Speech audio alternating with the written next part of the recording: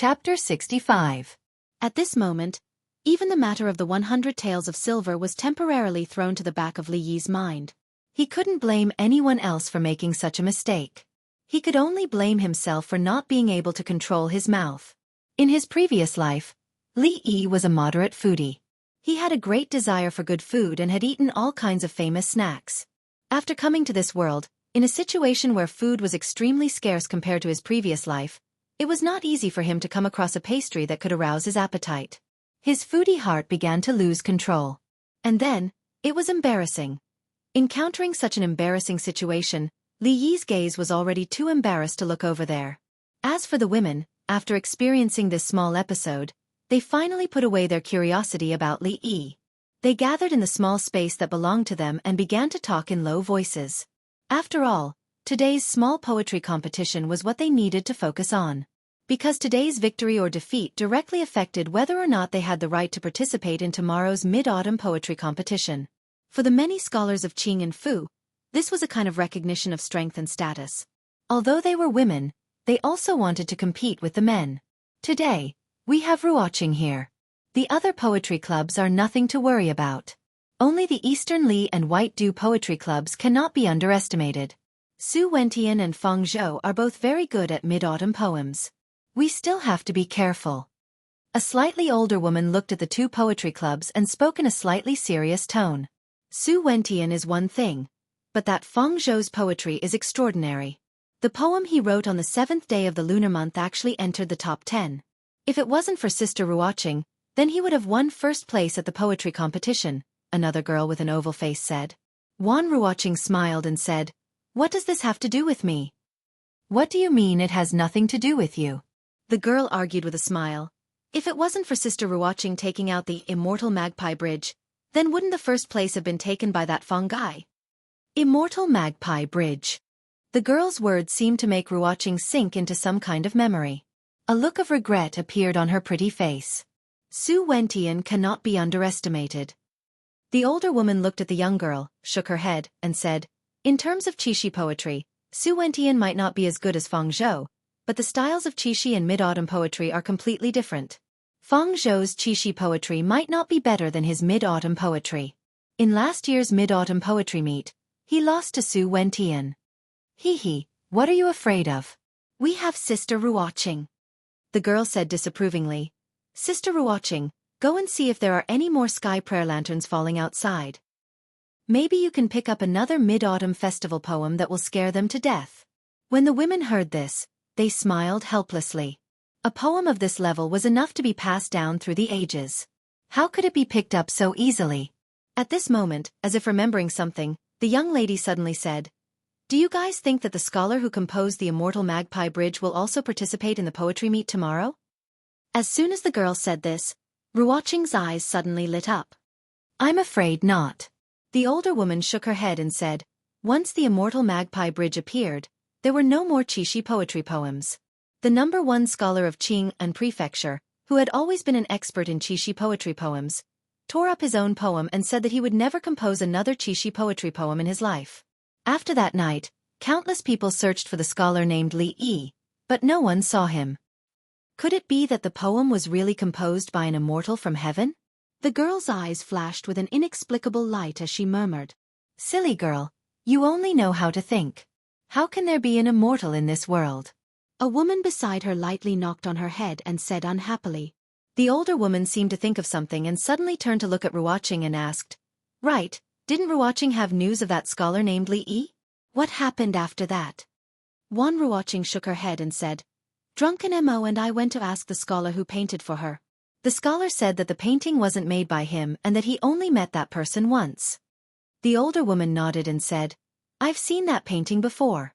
It's hard to imagine that the art of painting could reach such a level. The so-called 3 parts of wood is nothing more than this, isn't it? That scholar named Li Yi can be said to be a master of both poetry and painting. If I can meet him, it would be a great regret in my life." Wan Ruoqing smiled and said, "Drunken Mo has been hugging that painting and studying it these days and has had a small breakthrough. She talks about it all day long, probably hoping to see that person tomorrow." Of course, Li Yi didn't know that this Immortal Magpie Bridge had won him the hearts of countless women. He already had many female fans in this world who saw him as a soulmate. It was likely that with just a word from him, there would be countless girls who would offer themselves to him, pledging their lives to him. In this world, don't underestimate the attractiveness of those scholars to women. Those famous scholars were almost equivalent to the Korean oppas in the hearts of the die-hard young girls in the future. And Lee Yi was the most popular type. His influence was evident. Of course, Lee Yi still didn't know about these things. Because of the blunder just now, his mood wasn't too good. If it wasn't for the fact that he really couldn't bear to part with the 100 taels of silver, he probably would have left with his servant girl. He had never done such an embarrassing thing in his 2 lives. So embarrassing. The servant girl on the side saw that Lee Yi wasn't in a good mood and said softly, "Young master, how about we go home?" "Wait a little longer." Lee Yi shook his head and said. He had already lost face and urgently needed 100 taels of silver to comfort himself. So even if he would be embarrassed when he saw those girls, Lee Yi still didn't plan to leave this place. What stupid poetry gathering, why hasn't it started yet? Lee Yi thought gloomily and stood up to find someone to ask. When he walked to the door, 2 figures walked in from outside. The beautiful girl in front had just stepped through the door when she saw a young man dressed like a scholar walking in her direction. Her footsteps suddenly stopped and the expression on her face froze for a moment. Then, anger emerged. "It's you!" A rebuke that was suppressing her anger suddenly came from her mouth. The 15 or 16-year-old girl behind the girl was also stunned. She didn't know what had made the young miss so angry. Lee Yi was also stunned. He raised his head and looked at the unfamiliar girl in front of him. He was a little confused. "Is she talking to me? But I don't know her." "Lecture." The woman pointed a slender, jade-like finger at him. Her pretty face was filled with anger. Lee Yi was really a little confused. "What lecture? Do we know each other?" The meaning of lecture seems to be the hoodlums and perverts of the future. Scolding someone the first time they met, is this girl crazy? Chapter 66. The beautiful lady's eyes were wide open, pointing at Lee Yi and cursing, "Lecture." Her face was full of resentment, looking as though her innocence had been violated. Those who didn't know the truth might really think that Lee Yi had done something outrageous to her. At least, that was what Lee Yi and the 2 scholars beside her thought. The 2 of them stared blankly at this scene, as though they had been struck by lightning. They were completely stunned. Although they hadn't been in contact with Lee Yi for a long time, his performance of solving the riddles outside the door just now had already deeply impressed them. Looking at his mannerisms, they could see that he was quite a gentleman, and the reason why they were qualified to enter was all because of his help. Such a person, no matter how they looked at it, didn't seem like a lecher. Of course, compared to their suspicions of this righteous brother's character, they were even more surprised by the identity of the lady. The leading courtesan of the Jade's courtyard, how many people wanted to get intimate with her, but no one had ever gotten their wish. Lady Zue Mo, who was pursued by countless men, was actually taken advantage of by someone? If this was known by those scholars who were interested in her, who knew what would happen? The 2 of them opened their mouths and felt that their throats were a little dry. When they looked at Lee Yi again, their eyes couldn't help but reveal a strong sense of envy. Because he had done something that many men, including them, dreamed of. And standing behind Lee Yi, Xiao Huan, who also didn't know what was going on, also looked at the lady in confusion, still wondering what lecture meant. And what was strange was that this beautiful lady in front of her, why did she feel a sense of familiarity? The little servant girl thought for a long time, but still couldn't figure out where she had seen her before, and couldn't help but feel even more puzzled. At this time, Lee Yi also finally realized that things weren't going well. A normal woman definitely wouldn't point at a stranger's nose and scold, "Lecture." Looking at this lady's appearance, it didn't seem like she was mentally unstable. What made him feel even more guilty was that this lady in front of him actually gave him a vague sense of familiarity. This beautiful face, he seemed to have seen it somewhere before. However, he had only been in this world for a short period of time. He had spent most of his time in the village and had almost no contact with the people outside, let alone the women outside. Of course, the middle-aged woman who had haggled with him for an hour didn't count. However, this feeling was real. Suddenly, a light flashed in Li Yi's mind, and he suddenly thought of a possibility. Could it be that she knew the previous owner of this body? Looking at the woman's resentful expression, She looked very much like a resentful girl who had been abandoned. Could it be that the previous owner of this body slept with the girl and didn't pay? The more Li Yi thought about it, the more likely it was. He couldn't help but curse that bastard in his heart. He felt good about leaving such a mess to him. Now that the girl had bumped into him, what should he do? Li Yi was just an innocent virgin who had no experience in relationships in his 2 lifetimes. He really didn't know how to deal with this kind of thing. And at this time, the abnormality here had attracted the attention of many people in the hall. Isn't that Miss Zuemo? She actually came today. Miss Zuemo has always been on good terms with the Unfettered Poetry Club. It's not strange for her to appear here. But who is that scholar? He seems to be acquainted with Miss Zuemo. I saw him and Miss Wan talking for a while just now. He must be a scholar with some fame, but why does he look so unfamiliar? Because of the distance, the crowd didn't know what exactly happened here, but they were quite curious about the identity of the strange scholar. After all, Miss Zuemo had always been arrogant and rarely saw her interact with men. But looking at the current situation, she seemed to have a close relationship with the strange scholar. Zuemo, what's wrong? A gentle voice came from behind. Li Yi saw the beautiful woman called Miss Wan, and a few people from the Unfettered Poetry Club hurrying over, standing next to the woman who called him a lecher. When the women from the Unfettered Poetry Club saw Miss Zuemo's expression, they looked at Li Yi suspiciously, and their eyes gradually became unfriendly. Miss Zuemo? Only then did Li Yi know the woman's name. It sounded a little familiar. After thinking for a while, he finally remembered that the last time the little prince took him to the Jade Courtyard to listen to music, the woman who sang Immortal on the Magpie Bridge seemed to be called Zuemo or something. At that time, the little prince Li Xian praised the woman as rare in the world, but because she was wearing a veil, Li Yi didn't see her face clearly. Moreover, at that time, his mind was filled with the excitement of hearing Immortal on the Magpie Bridge in this world. How could he have the time to see what she looked like? He thought that there were people in this world who had the same experience as him, but it turned out to be an empty joy. At that time, under the disappointment, he naturally wasn't in the mood to listen to music, and then left in disappointment. Now that he thought about it, he forgot to apologize to Miss Zuemo. When he rushed up excitedly, he seemed to have grabbed her hand and scared her. No wonder she would think of him as a lecher. After the woman called out her name, Li Yi immediately understood the ins and outs of the matter. At this time his heart was relieved. Lecher was a lecher, as long as he didn't sleep with the girl and didn't pay. Xiao Huan, let's go. He stretched out his hand and waved it in front of the little servant girl who didn't know what was going on, and took her hand and walked away. This matter was just a misunderstanding, and it was his fault. When the two of them met again, Li Yi could just apologize and let bygones be bygones. However, since this woman was so aggressive, he naturally would not ask for a rebuff. Whether it was Miss Zuemo or the top courtesan in the Jade Courtyard, what did it have to do with him? Anyway, the lives of the two people were destined not to have too much intersection. In this life, Li Yi only wanted to carry on the lucrative career of being the husband of the stronghold to the end. He wanted to guard the Willow Leaf Village and strive to earn enough money before the age of 20, then he could retire and start to enjoy his old age. If the days in the stronghold were boring, he could also go down the mountain to relax with Lu Rui and Xiao Huan behind his back. For example, he could go to the Jade Courtyard to listen to songs and so on. Of course, he would only ask for other people. Not this Miss Zuemo's business. The title of the top courtesan did not work on him.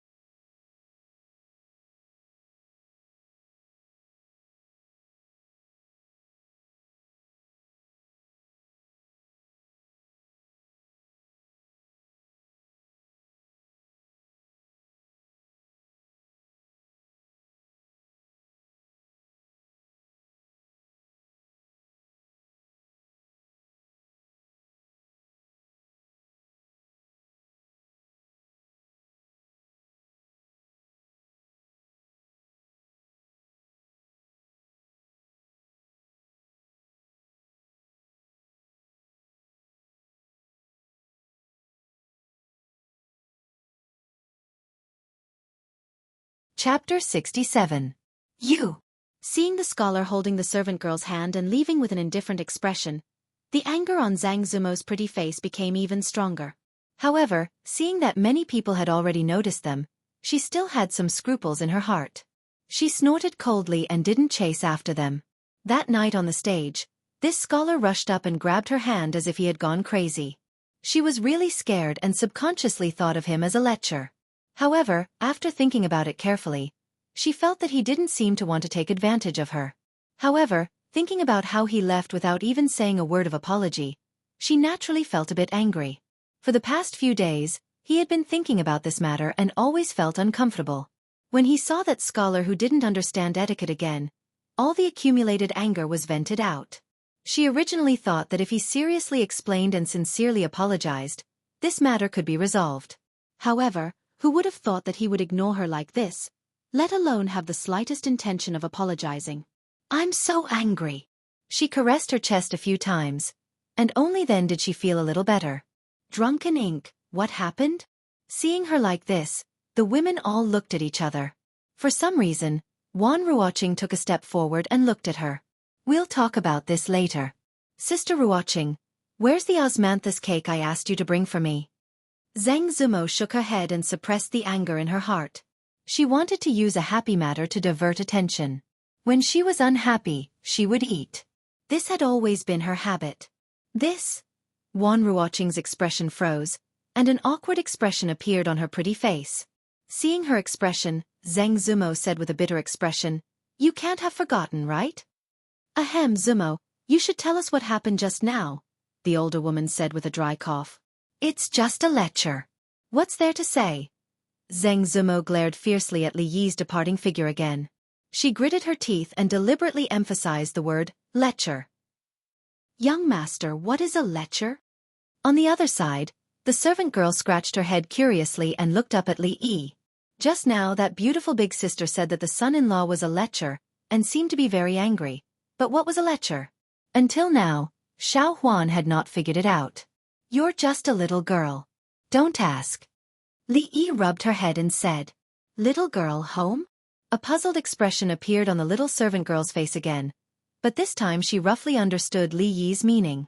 She lowered her head and rubbed the corner of her clothes, murmuring softly, Xiao Huan is already 15 years old, not young anymore.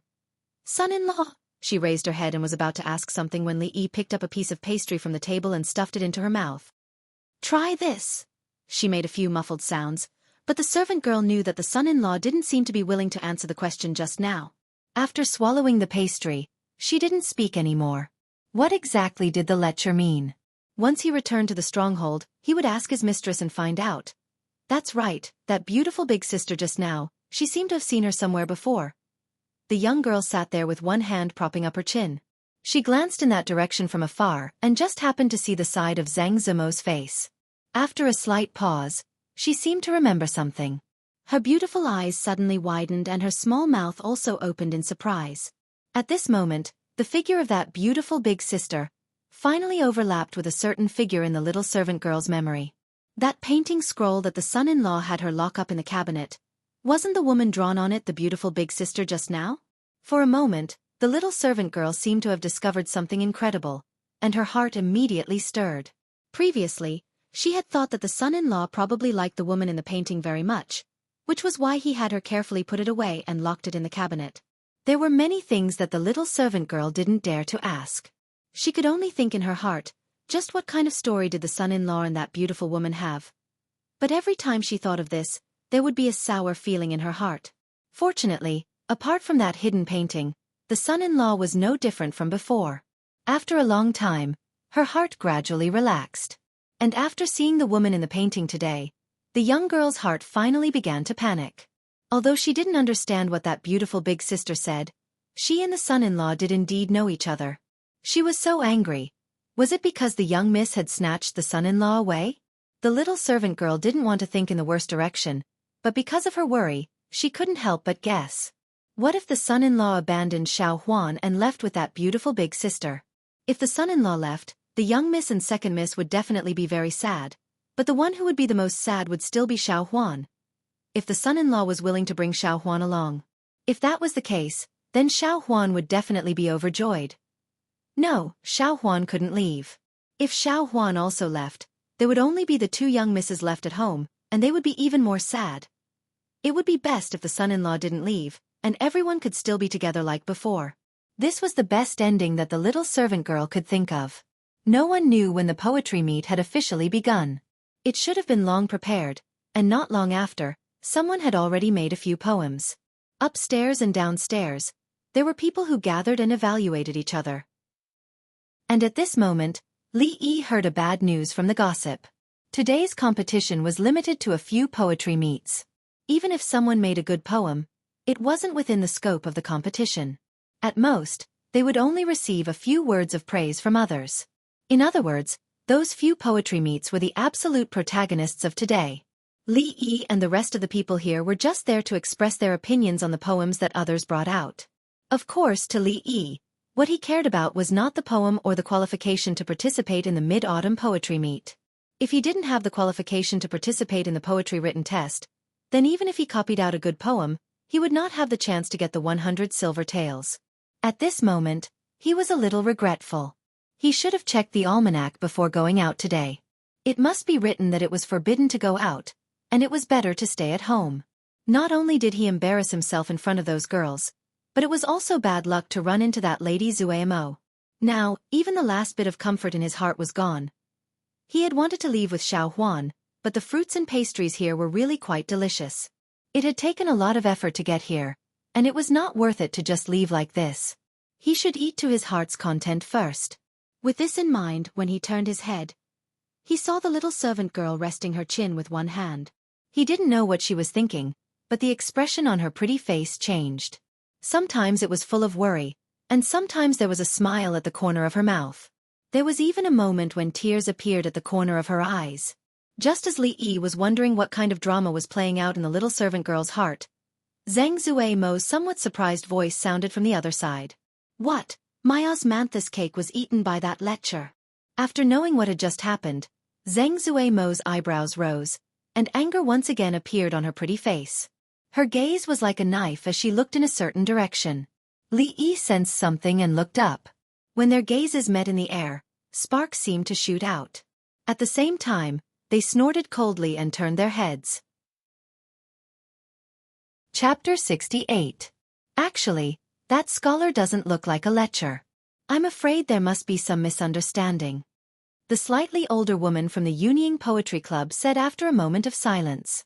Zhang Zumo already understood that the scholar didn't do it on purpose, but his attitude of disregard just now still made her very angry. Although her impression of him as a lecher had changed, she still couldn't calm the anger in her heart. The woman named Wan Ruoqing saw the expression on Zhang Zumo's face and was slightly surprised. That scholar looked gentle, so how did he anger her to this extent? Thinking back to what just happened, she gradually had a guess. He came to ask for pastries from her because he thought she was a servant here. She couldn't help but look down at her clothes. Was she dressed like a servant today? Whether it was because of this or because of Zhang Zumo, she was more or less curious about the scholar. When she looked up in that direction, she just happened to see the scholar pick up a piece of preserved fruit. After a few breaths, he picked up a piece of pastry. After a few breaths, he drank a cup of tea and picked up another piece of preserved fruit. It seemed like he was more interested in these things than the poems made by the scholars. What a strange scholar! Seeing the scholar who was completely focused on the food in front of him, Ruoqing's cherry lips parted slightly and thought to herself. Not long after, someone else came up with a new composition, which caused a round of applause. Several women got up from their seats and walked over to the other side. Li Yi sat there and would occasionally hear a few poems made by the so-called scholars around him. What followed was a round of praise from the crowd. Li Yi couldn't help but twitch the corner of his mouth when he heard those people praising those poems as if they were masterpieces that had been passed down from generation to generation. What good poems! These so-called excellent Mid-Autumn Festival poems were just a few people looking at the moon and feeling high. When it came to Mid-Autumn Festival poems, the ones that appeared in one's mind should be raise one's head to look at the bright moon, bow one's head to think of home. Raise one's cup to invite the bright moon, the shadow becomes 3. May people last forever, 1,000 miles together. Compared to those poems that had been passed down for hundreds of generations, what was the one being praised now? The trace of disdainful mockery on Li Yi's lips was caught by Zhang Zumo, who had been staring at him from not far away. I wonder what kind of good poem he can make. He's quite arrogant. He snorted coldly. In his heart, he had already regarded Li Yi as an arrogant student with no talent at all. Ouch! Xiao Huan's surprised voice rang in Li Yi's ears. He quickly turned his head and saw the little servant girl covering her head. A young man opposite her was covering his chest. The front of his shirt was wet. Sir, I'm sorry. The servant girl hurriedly lowered her head and apologized with a panicked expression. The young man clearly didn't have a good temper and was splashed with tea. He was about to scold her when he looked up to see that the person in front of him was such a pretty girl. His expression froze for a moment before an indescribable light flashed through his eyes. It's fine. The young man smiled and reached out to help her up. At this moment, a figure blocked in front of him. The young man frowned and asked, "Who are you?" "Son-in-law." Xiao Huan was like a child who had done something wrong and stood behind Li Yi. "Son-in-law?" The young man looked at Li Yi suspiciously and asked, "This lady, is this brother's servant girl?" "This servant girl is insensible and has caused trouble for brother." Li Yi cupped his hands and spoke apologetically. "It's just a small matter." The young man looked at the servant girl and a strange light appeared in his eyes. He then looked at Li Yi and asked with a smile, "Brother, you look very unfamiliar. Are you a scholar of Qing and Fu?" Li Yi noticed the way he looked at Xiao Huan. Seeing that he was clearly trying to get close to him, Li Yi furrowed his brows and casually said a few words.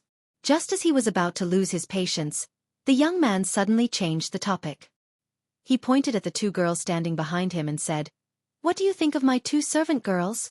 Li Yi raised his head and glanced at him, not knowing what the other meant. These two girls were about 17 or 18 years old. They should be at the age of innocence, but their brows showed tiredness and their eyes were dim. They were far from Xiao Huan's liveliness. The young man smiled slightly and said, "To tell you the truth, I am quite interested in brother's servant girls. If brother is willing to part with them, I am willing to use these two servant girls in exchange." When the two girls standing behind the young man heard this, their expressions changed slightly. They raised their heads and glanced at Li Yi, and a glimmer of light appeared in their eyes. "Son-in-law." Hearing this, the servant girl's face paled. She immediately grabbed the corner of Li Yi's clothes tightly, afraid that Li Yi would trade her out. "My apologies, I have no interest in brother's servant girls." Li Yi raised his head to look at her and replied indifferently, "I'm being sincere. Why do you have to keep me at arm's length, brother? To tell you the truth, my father is the Anqi district magistrate. If brother has any problems in the future, I might be able to help." Seeing that Li Yi had no intention of agreeing, the young man was not in a hurry and continued to speak with a smile. Qing and Prefecture City was under the jurisdiction of the Anqi district. Although there were many people in the Prefecture City who could suppress the Anqi district magistrate, in the eyes of most people, this title was enough to intimidate them. On the surface, the young man's words sounded like a negotiation, but in reality, it was a threat. What he secretly wanted to express was, "I like this girl. You have to change her no matter what. I am the son of the county magistrate. It's up to you to decide if you want to change her or not." However, while the title of the district magistrate's son could intimidate others, it could not intimidate Li Yi. He had slept in the prince's mansion and visited a brothel with the prince's son. What was a mere district magistrate's son to him? The young man didn't try to hide his words just now. Between scholars, exchanging maids and concubines was something that had happened since ancient times. To them, it was a very normal thing. At this moment, many people had already gathered around, smiling and speaking up for the young man. "The one named Lu is not a good person. If that girl ends up in his hands, she will probably be defiled again. I wonder if that scholar, will he trade? The one named Lu's father is the district magistrate. I'm afraid that scholar, sigh." Not far away, the women of the Yunying Poetry Society sighed. Their expressions were unsightly. After all, they were also women. Of course, they could not stand to see women being exchanged like goods. Wan Ruoqing also sighed. Although she was very angry about this, it was not something they could change. This guy, he probably won't trade, right? Although she hated Li Yi to the core, for some reason, Zheng Zumo had an indescribable confidence in him. "She is just a servant girl. If you are willing to part with her, I'm afraid it will become a good story in today's poetry meeting. At this time, a young man who seemed to be somewhat famous came up and looked at Li Yi with a smile. He said, I am Su Wentian, the president of the Dongli Poetry Society. Brother Lu is my friend. So please give me some face. Li Yi gave him a bright smile and said, Sell your mother. Puff. The next moment, the scene became quiet. Zheng Zumo spat out the tea she had just taken. Chapter 69. Zheng Zumo hurriedly wiped away the water stains on her clothes. Deep shock surged onto her pretty face. At this moment, she was somewhat suspicious. Had she heard incorrectly just now? In any case, the scholar was still a scholar. How could he say such unreasonable words? But when she turned her head, she saw that Wan Ruoqing and the other women had the same expression as her. They were clearly also shocked. Only then did she confirm that what the scholar had said just now was indeed those 4 words. Her mouth opened slightly. When she looked at the scholar standing in front of the young servant girl, her gaze changed for the first time. This young master, how can he? Wan Ruoqing's lips parted slightly. It was unknown what expression was on her pretty face. Scholars placed great importance on their manners. She had never seen a scholar say such vulgar words. She had always been disgusted by such things. But for some reason at this moment, she couldn't feel any disgust towards the scholar. If the scholar really succumbed to the young man's despotic power, she would most likely be truly disappointed. She didn't think that not only did the scholar refuse, but the way he refused was so unique. The women who belonged to the Yuning Poetry Club beside her all had their lips curled up. They wanted to laugh but had to forcefully suppress it to avoid losing their composure. It was truly difficult. But at this moment, when they looked at the scholar again, they instantly felt he was much more pleasing to the eye. Sell your mother. Seeing the scholar in front of him say these words with a smile on his face, the young man named Su Wentian's expression was first startled, then immediately turned red. He pointed a finger at Li Yi, his lips trembling, unable to say a word. He was a scholar, and the people he usually interacted with were the same. As a famous scholar in Qing and Fu, there were great scholars in their conversations and there were no commoners. But which great scholar would open his mouth and say, "Sell your mother"? They were all scholars with status. Could they speak more civilly? Even though he was angry and wanted to curse back regardless of his status, he couldn't think of any curse words that could rival the 4 words just now. His face became even redder. It was really difficult for a scholar who had been reading the books of sages since he was young to compete with Li Yi, a veteran from the 21st century. In the face of these people's accusations, Li Yi's expression did not change. Such filthy words. After all, compared to the scolding methods in the future, which often revolved around your mother, 18 generations of ancestors, as the radius, around genitals as the weapon, the scholars who belonged to the Dongli Poetry Society were also stunned for a moment, but then their faces changed greatly, and they started to criticize Li Yi with livid faces. Unworthy of being a scholar, everyone here is a scholar. Even if you don't agree, everyone will try to persuade him. Wouldn't it be fine as long as you agree? Just now because he was worried that this kind of cursing skill would be too powerful. If he really angered some of them to death here, he would inevitably be sued. At the very least, he really didn't need to be angry with these guys. On the surface, they were all geniuses and scholars, but secretly, they were thieves and prostitutes.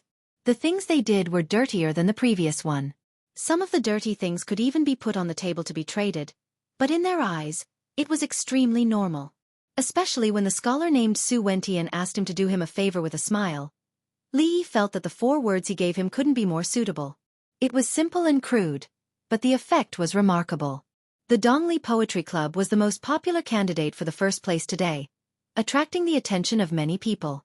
It didn't take long for the abnormality here to attract many people's attention. Many people in the surroundings looked over, and several figures also walked down from the upstairs. Su Wentian cherished his reputation after all.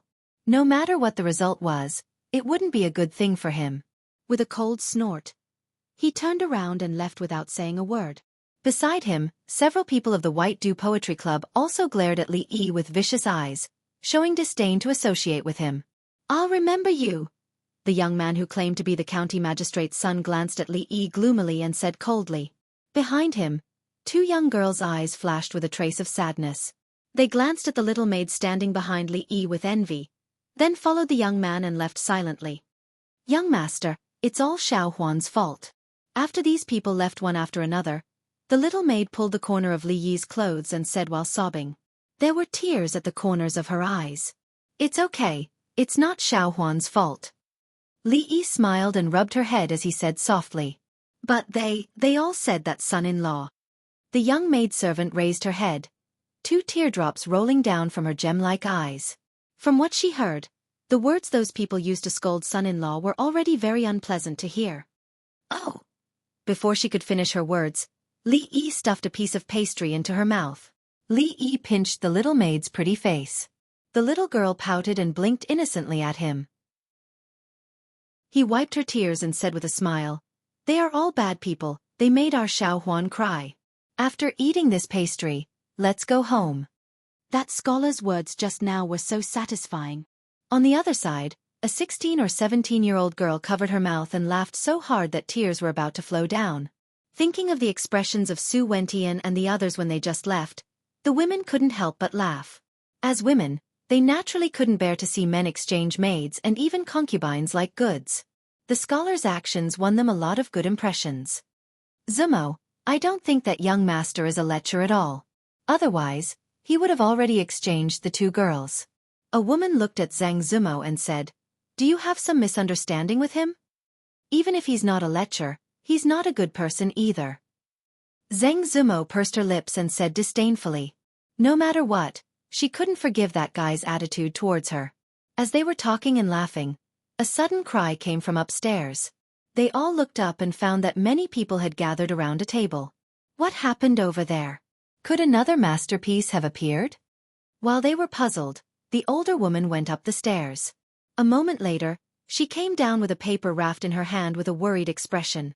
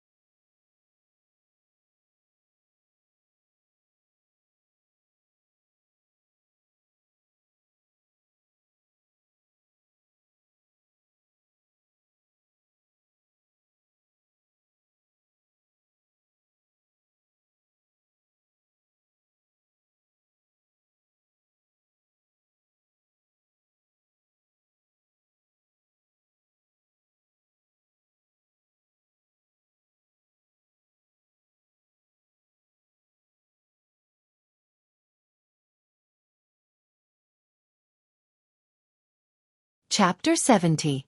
What happened up there? When the women came up to ask, the older woman had already handed over the paper raft. She sighed and said, This poem was written by Su Wentian just now. Everyone, take a look. A woman took the paper raft from his hand and in the next moment, she began to recite.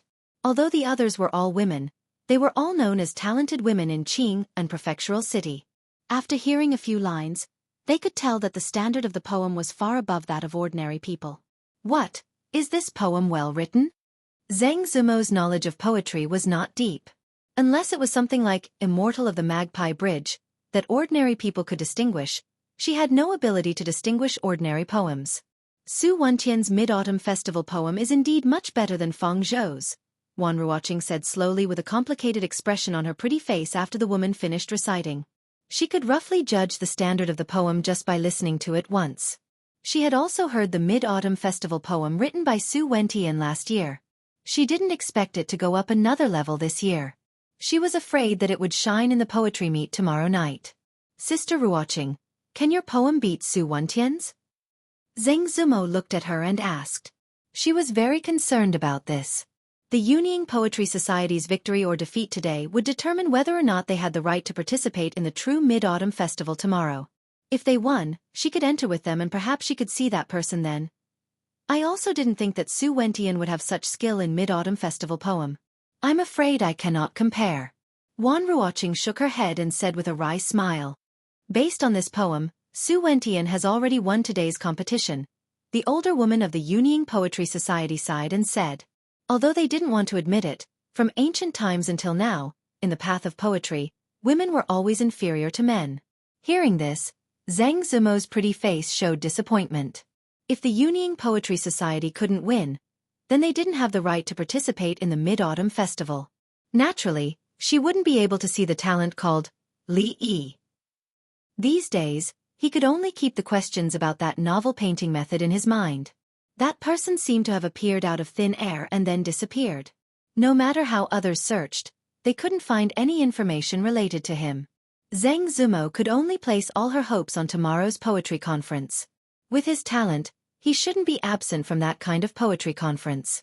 Knowing what she was thinking, Wan Ruoqing turned to look at her and said, even if we can attend the poetry competition tomorrow, we may not be able to see the person we want to see. Zhang Zimo understood everything that Wan Ruoqing had said, but this was still a ray of hope. If they lost today, even this hope would be gone. She turned her head in disappointment and saw that the scholar was holding a paper raft in his hand. After looking at it, the corners of his mouth curled up, and the expression she had seen before once again appeared on his face. This kind of expression was a little similar to the one she had when she saw the paintings of people who were not good at painting. Casually throwing the paper raft on the table, she said something to the young servant girl, and the two of them walked in the direction of the door. Gritting her teeth, she walked over to where the scholar had been, picked up the paper raft he had thrown away, and moved her gaze to it. What was written on the paper raft was the poem that Su Wentian had been praised by everyone. For a moment, the expression on Zhang Zimo's pretty face became very complicated, but it quickly turned into determination. She chased after the scholar's back. Zimo! Wan Ruoqing called her from behind. Seeing that she didn't seem to hear, a puzzled expression appeared on her pretty face. She put down Su Wentian's poem and followed. Miss Zimo. On the way, she met a man who cupped his hands to her, but Zhang Zimo didn't pay attention to him. When she quickly walked past, the man's smile froze on his face. His gaze followed the direction of her back. The scholar and servant girl had already walked to the door. If he had known that this poetry conference didn't allow outsiders to participate, Li Yi wouldn't have wasted so much time here. After tasting all the fruits and pastries inside, he planned to go back with Xiao Huan. Wait! When he reached the door, a voice suddenly came from behind. Li Yi looked back and saw that the woman who had called him a lecher was walking over quickly. This woman, there's no end to it. Li Yi frowned slightly, subconsciously thinking that this woman was here to cause trouble. Xiao Huan, let's go. As a man, he didn't want to fight with this crazy woman. Li Yi took Xiao Huan's hand and was about to leave, but Zhang Zimo quickly ran a few steps and blocked in front of them. Xiao Huan looked at the beautiful woman in front of her, and a vigilant expression appeared on her face. She couldn't help but move closer to Li Yi. What do you want now? Li Yi looked at her and asked with a frown. He was obviously a little unhappy. As long as you do me a favor, we can write off all our previous grievances. Zhang Zimo looked straight into Li Yi's eyes and said through gritted teeth. No.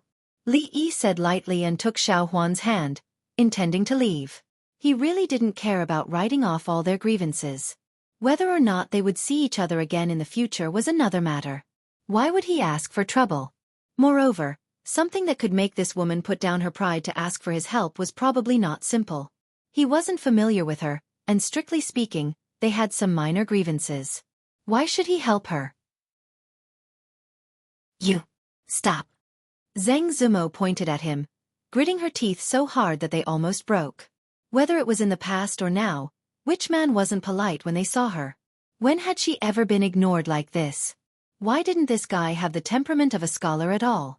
But when she thought about how he could say those 4 words in front of so many people, she had no temperament to speak of. She had never been ignored like this. She only felt extremely wronged. Tears welled up in her eyes, and she forced them not to fall. Sir, please wait. Li Yi and Xiao Huan had already walked out the door, and a soft voice came again from behind. His footsteps paused, and he looked back at the gentle woman walking towards him. In the end, he didn't turn and leave like before. Just now, he had asked for 2 pieces of cake from her, so of course, he couldn't be too heartless in front of her. The woman named Wan Ruoqing walked over and first curtsied to Li Yi, then said apologetically, "Zumo is naughty and mischievous. If she has offended you in any way, Ruoqing is here to apologize to you. Please don't blame her." Li Yi looked at this Miss Wan, and then looked at Zhang Zumo, who was still staring at him with a pair of big eyes. He couldn't help but sigh in his heart. They were both women, but why were their personalities so different? The little servant girl stood beside him, and a bitter expression appeared on her pretty face. She already couldn't deal with a beautiful sister, and now there was another one. "Miss, second miss, where are you? Xiao Huan can't look after the son-in-law by herself." Chapter 71. Miss Wan is too polite. I didn't take this matter to heart. The voice of the woman in front of him was extremely gentle, giving off a feeling of a spring breeze. Li Yi cupped his hands towards her and said with a smile, "What do you mean you didn't take it to heart?" "I clearly took it to heart." Zhang Zumo watched as the scholar spoke coldly to her but smiled at elder sister Ruoqing. She felt extremely bitter and wanted nothing more than to pounce on him and bite him. It took her a great deal of effort to restrain this impulse. "If you don't mind, you can call me Ruoqing." Wan Ruoqing looked up at him and said with a smile. Li Yi glanced at Zhang Zumo again and gave her a meaningful look. "You!" Zhang Zumo's beautiful eyes were spitting fire. She almost couldn't suppress the impulse in her heart. Although Li Yi didn't say it explicitly, she understood his eyes. The meaning was, look at how gentle, polite, and likable she is. Then look at yourself. As a woman, don't you feel ashamed? Li Yi nodded and said, "If Miss Ruoqing doesn't have anything else, I will leave first." The beautiful woman seemed to hesitate for a moment before saying, "To be honest, I do have something that I would like to ask for your help with." Li Yi's expression froze. He clearly didn't expect Ruoqing to say something like this. His words just now were just a polite greeting. His intention to leave was already very obvious. A normal person would wave goodbye. Why didn't this Ruoqing follow the rules? "Miss, please speak." Although Li Yi was curious, he still smiled and said. He had a good impression of this Ruoqing. Li Yi had imagined countless times how women in ancient times should look like. Virtuous and virtuous, suitable for home and home, refined and elegant. No matter what kind of imagination he had, of course, it didn't include smashing a solid wooden table with his bare hands, cutting off a tree trunk as thick as an arm, pointing at others like a shrew and calling them lechers. However, when he really came to this world, Li Yi found that reality was still very different from his imagination. Until he met Wan Ruoqing, the image of an ancient woman in his heart suddenly became clear. It was as if the woman had traveled through thousands of years and walked out of a painting. She smiled and curtsied to him, and a soft voice sounded. "Greetings, young master." In Li Yi's mind, this was the style that an ancient woman should have. For this reason alone, Li Yi would listen to what she had to say. Not to mention, he had just eaten her food. If he refused before she finished, Li Yi was too embarrassed to do such a thing. Ruoqing knows that this is a bit presumptuous, but I wonder if young master could compose a mid-autumn festival poem for the Yunying Poetry Club? I would be very grateful. Wan Ruoqing looked up at him. Mid-autumn festival poem? Li Yi stilled. Wan Ruoqing's request was a bit unexpected. If she wanted someone to compose a poem, she should find the famous scholars in the Qing and prefecture. He was just a nobody. Why did she have to find him? Zhang Zumo also paused slightly. Could it be that Sister Ruoqing also saw that this scholar was not ordinary? Wan Ruoqing nodded and then quietly waited for his answer. Just now, when everyone was appraising Su Wentian's poem, only this scholar was joking with the little servant girl. When Wan Ruoqing walked past him, she just happened to see him throw the paper with Su Wentian's poem to the side, discard it like an old shoe. She faintly heard him say in a low voice, raising a cup to invite the bright moon, facing the shadow to form 3 people. Then he didn't say anything else. When these words entered her ears, an extremely clear image appeared in her mind. Drinking alone under the moon, facing only the bright moon and her own shadow. With just this sentence, the artistic conception had already spread out. Wan Ruoqing's attainments in poetry had already reached a higher level. Just from this incomplete poem, she could see that this scholar not only had a unique way of doing things, but in terms of poetic talent, Su Wentian's generation was far from his. However, with her personality, she would not take the initiative to ask for help. If she lost, she lost. She could only blame herself for not having enough literary talent. Only when Zhang Zumo ran out and she heard her conversation with the scholar did she realize that Zhang Zumo had also seen through some things. After thinking about it, she still made this presumptuous request. After all, tomorrow's poetry meet was not only what Zhang Zumo was looking forward to. At the Chinese Valentine's Day poetry meet a month ago, she was the one who picked up the sky prayer lantern that fell from the sky. The poem Immortal on the Magpie Bridge, that was written on it was also spread by her. Even now, many people still thought that the poem was written by her. In these days, in the eyes of everyone, there had been an inextricable connection between her and the Immortal of the Magpie Bridge. However, Wan Ruoqing knew that she would not be able to compose such a poem in her lifetime. She had the same reverence and admiration towards the scholar named Li Yi as many women. If she could meet him once, she could fulfill one of her life's wishes. "Miss, are you here to participate in tomorrow's mid-autumn poetry meet?"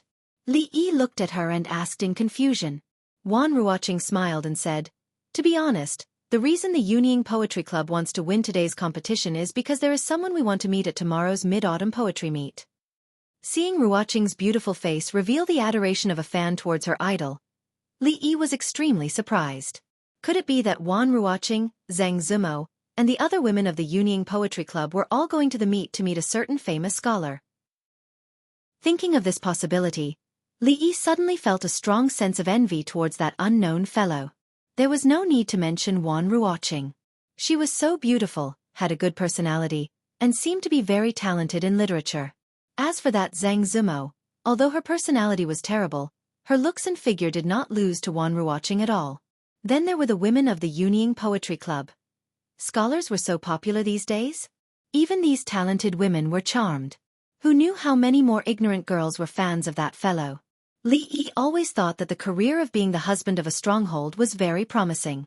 There were beautiful sisters at home, and when he had nothing to do, he could bring beautiful servant girls everywhere. But now, compared to that person, Li Yi suddenly felt that the difference was like heaven and earth. Sigh, the heavens are blind. Doesn't he just know a few lousy poems? What's so great about it? Even a woman like Wan Ruoqing can't help but like him. Li Yi sighed in his heart, and his face showed an extremely regretful expression. In the eyes of Zhang Zumo and Wan Ruoqing, this was naturally a sign of rejection. "Forget it, Sister Ruoqing, let's go. I don't want to beg this lecture." Zhang Zumo raised her eyebrows and glared fiercely at Li Yi. She didn't want to be bullied by him anymore, so she pulled Wan Ruoqing's hand and was about to leave. Wan Ruoqing's pretty face also showed a look of disappointment, but she was not surprised. They didn't know each other, so it was indeed a bit too much for her to make such a request. It was also when she and Zhang Zumo were about to leave that the scholar's voice finally came over. "Since tomorrow's poetry conference is of great significance to Lady Ruoqing, how can I refuse?" She was still a bit uneasy. Upstairs, several people looked down. After a moment of shock, they spoke with some confusion. "Who's that man with Lady Wan and Lady Zuamo? He looks unfamiliar. Probably a friend of Lady Wan.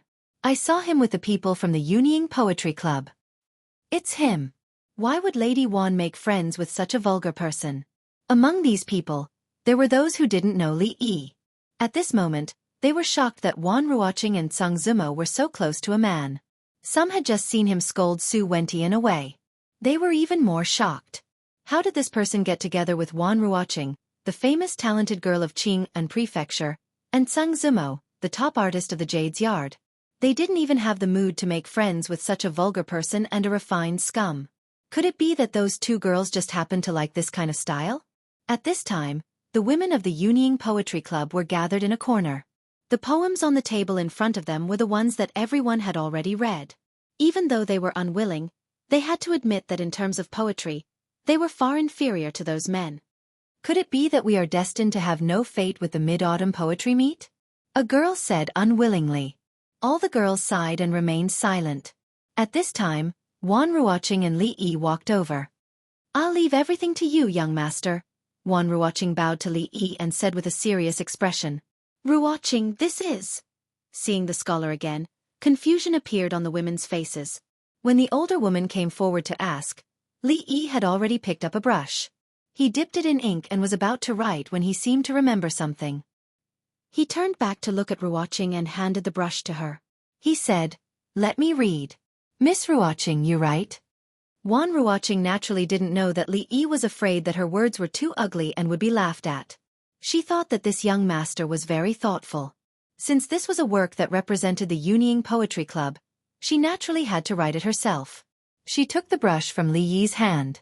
Under the slightly confused gazes of the women, Li Yi had already begun to speak.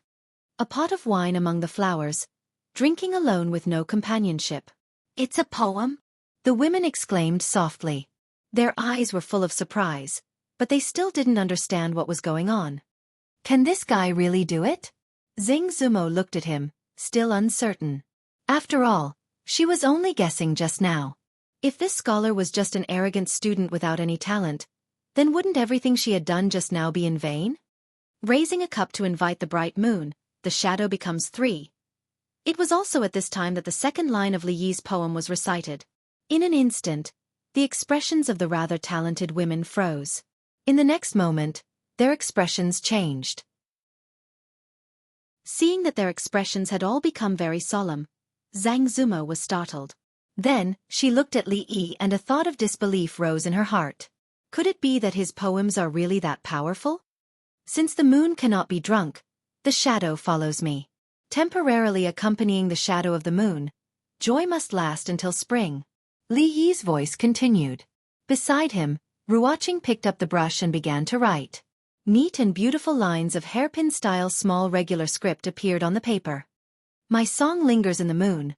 My dancing shadow is messy. When awake, we are joyful. When drunk, we are separated. Forever unrequited, we meet again in the clouds. When Ruoqing finished the last word, Li Yi spoke again. This poem is called Drinking Alone Under the Moon. Zhang Zumo stood to the side in a daze. She saw that the gazes of the people around her seemed to be attracted by the poem on the paper, and didn't move away for a long time. When she turned to look at the calm scholar again, her expression began to change. After a while, the women from the Unfettered Poetry Club finally moved away from the paper. They looked at each other and an indescribable light appeared on their faces. Congratulations, Brother Su. Brother Su has great literary talent. We admire you. With Brother Su's poem, you will definitely shine at the Mid-Autumn Poetry Meet tomorrow. I will congratulate Brother Su in advance. You flatter me, you flatter me. Somewhere upstairs, Su Wentian was accepting the crowd's compliments. He kept saluting back, already forgetting the unhappiness that had just happened. His entire person felt like he was floating. Since the Qishi Poetry Meet a month ago, he had been completely suppressed by the White Dew Poetry Club. Only now did he finally turn the tables and return to the peak of his life. Brother Su's poem is truly breathtaking. Tomorrow, I'm afraid you'll be able to compete with Yang Yanzhou and Shen Zhaoji to see who's better. Opposite Su Wentian, a scholarly robed young man laughed. Brother Su exaggerates too much. I still have some self-awareness. There are many scholars in Qing'an Prefecture. Even those who are proficient in poetry would not dare to say they can beat these two. Hearing this, Su Wentian shook his head and said. The young scholar smiled and was about to speak when a paper raft came from the side. His eyes inadvertently swept over. His gaze could not move away. Chapter 73. Brother Su, Brother Su. Su Wentian looked at the young man who had suddenly fallen into a daze. After calling him twice, the other still didn't come back to his senses. He couldn't help but feel very puzzled. Moving forward in time, a little earlier. A pot of wine among the flowers, drinking alone with no companionship. Raising a cup to invite the bright moon, the shadow becomes 3 people. Since the moon cannot be drunk, the shadow follows me. Temporarily accompanying the shadow of the moon, joy must last until spring. Forever unfeeling and traveling, we will meet in the clouds. Ruoqing this poem.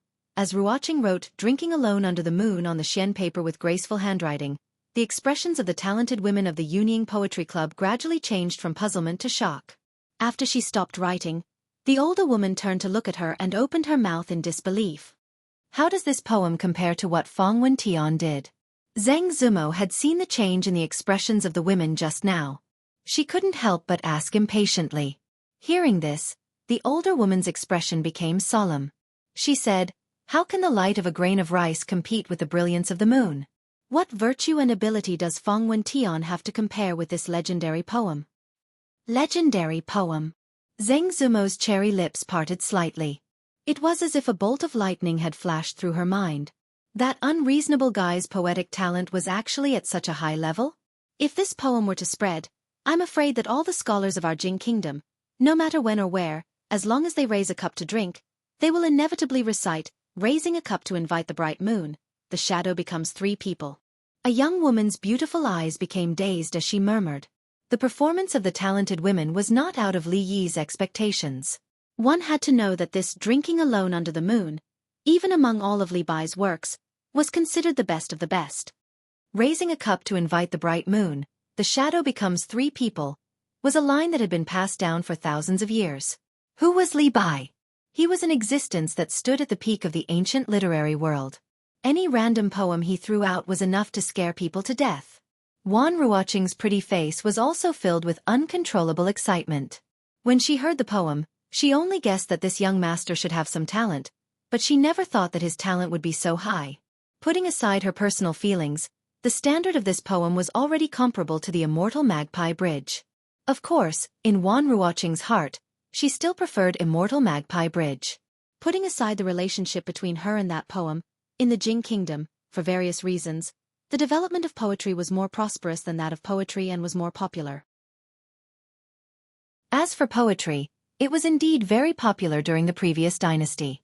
However, for the past 100 years, the literati of the Jing kingdom still preferred writing lyrics. Because of this, although Drinking Alone Under the Moon had a very high standard, but in terms of influence, it would not surpass Immortal Magpie Bridge. However, if this poem was compared to something like Feng Wentian, it would be making a mountain out of a molehill. When the shock in their hearts subsided a little, everyone's gazes couldn't help but look at Li Yi. For them, through a poem, they could see the character of the poet, and even what he was thinking when he wrote the poem.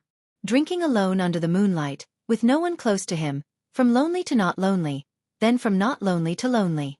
His poetry was broad-minded, and there was no room between himself and the world. What kind of breadth of mind was this? Raising a cup to invite the bright moon, facing the shadow of three people. What kind of desolation would come after this kind of self-satisfaction? The scholar's expression was calm, but the hearts of the talented women were already filled with a myriad of emotions. Being stared at by so many women, Li Yi truly felt a little guilty. He coughed lightly, and the pretty faces of the women blushed slightly. Only then did they realize that as women, staring at a man like this was a very unreasonable action. He hurriedly returned to his seat and copied the poem from just now onto a few pieces of paper, passing it around among the crowd. Not far from Li Yi, Zhang Zumo sat there. She didn't know whether to be happy or angry at this moment. She was happy because there was hope of winning today's competition and participating in tomorrow's mid-autumn poetry meet. She was angry because the heavens were blind and gave that unreasonable person such a good talent. As for the servant girl standing next to Li Yi, although her head was still dizzy, she was very happy inside. It seemed that the son-in-law's poem had scared these sisters. Last Qixi, son-in-law had even written a poem on Xiao Huan's prayer lantern. It was called Something Something Immortal? At last month's Qixi poetry meet, Feng Zhou suppressed Su Wentian. If not for the immortal Magpie Bridge that appeared out of nowhere, I'm afraid he would have been the champion that day. But today, he was overshadowed by Su Wentian. If the White Dew Poetry Club doesn't have a better poem, I'm afraid they will lose this time. That's not surprising. In the field of poetry, it has always been difficult to distinguish who is better.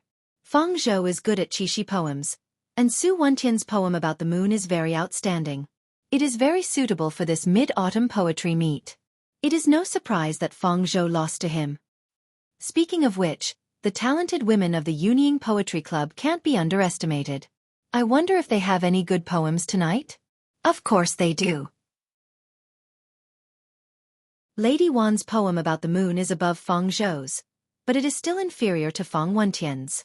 Somewhere on the first floor, a few scholars raised their cups and drank, judging the outstanding works of today's poetry meet.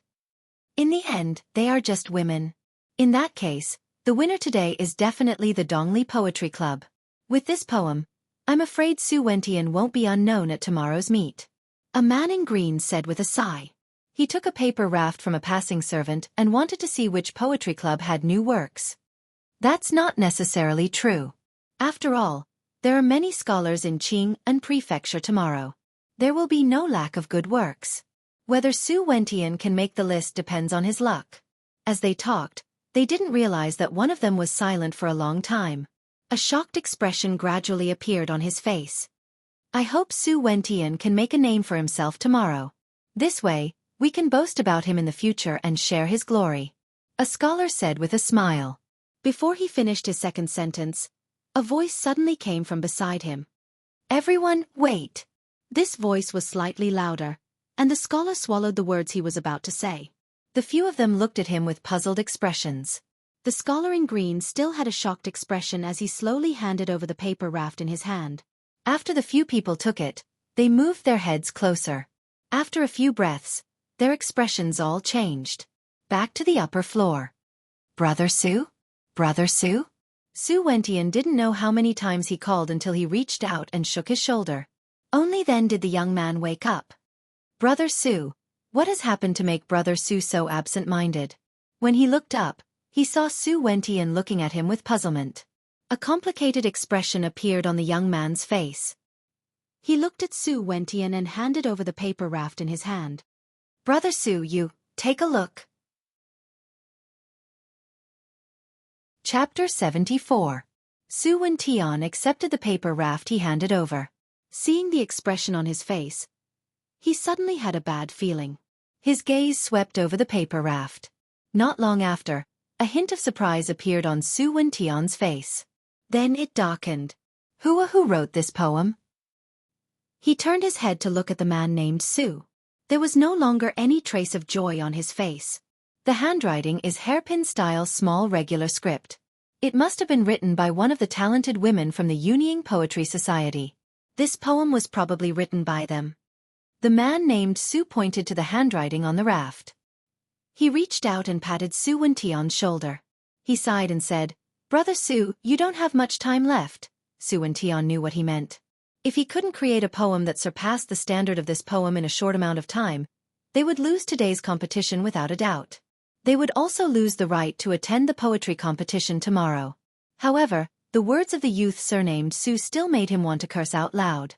What did he mean by he didn't have much time left? Even if he was given another day, a month, a year, or even a lifetime, he still might not be able to create such a poem. If he had this kind of ability, how could the title of the foremost scholar of Qing and Fu fall onto the heads of Yang Yanzhou and Shen Zhao? Raising a cup to invite the bright moon, the shadow becomes 3.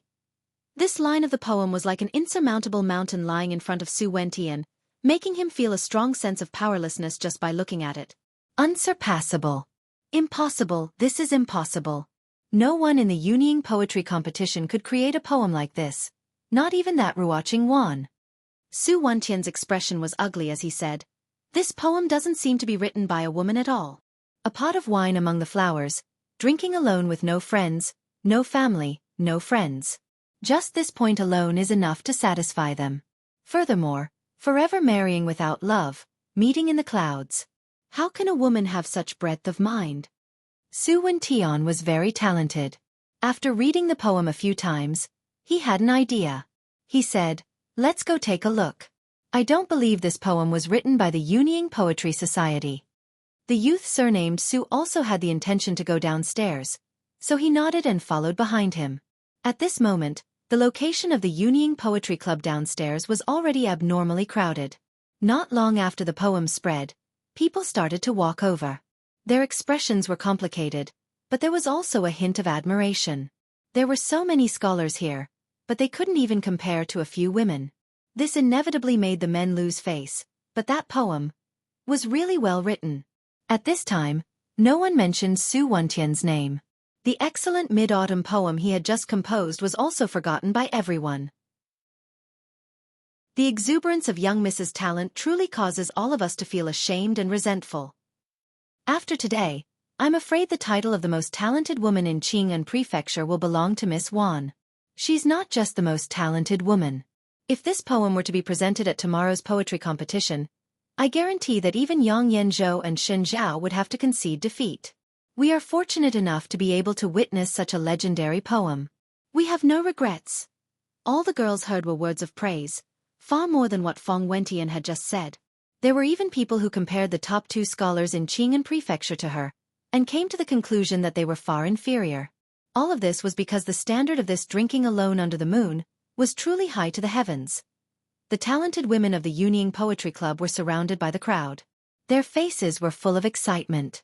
Naturally, there were also many people surrounding Wan Ruoqing. Hearing their praises, her face was slightly embarrassed. She glanced at Li Yi guiltily. Seeing him smiling at her, her face became even redder. That poem, it was clearly written by the son-in-law. The little servant girl at the side pouted and muttered in a small voice.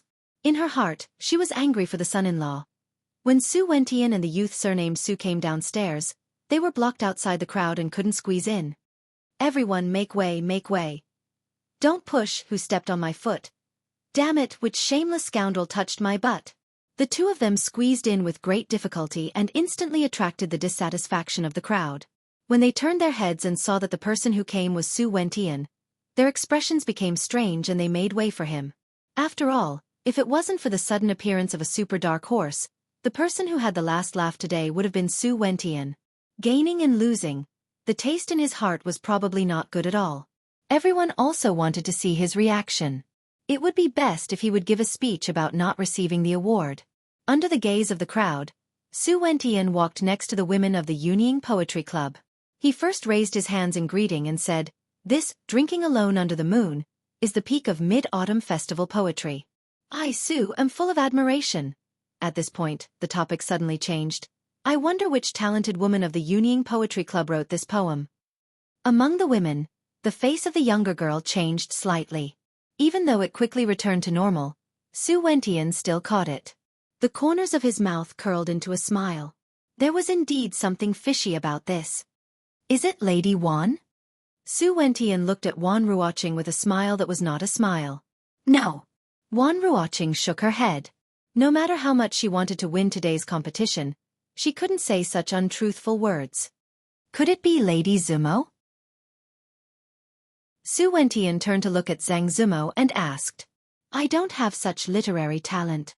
Zhang Zumo shook her head and said, "Then, there's no need to ask.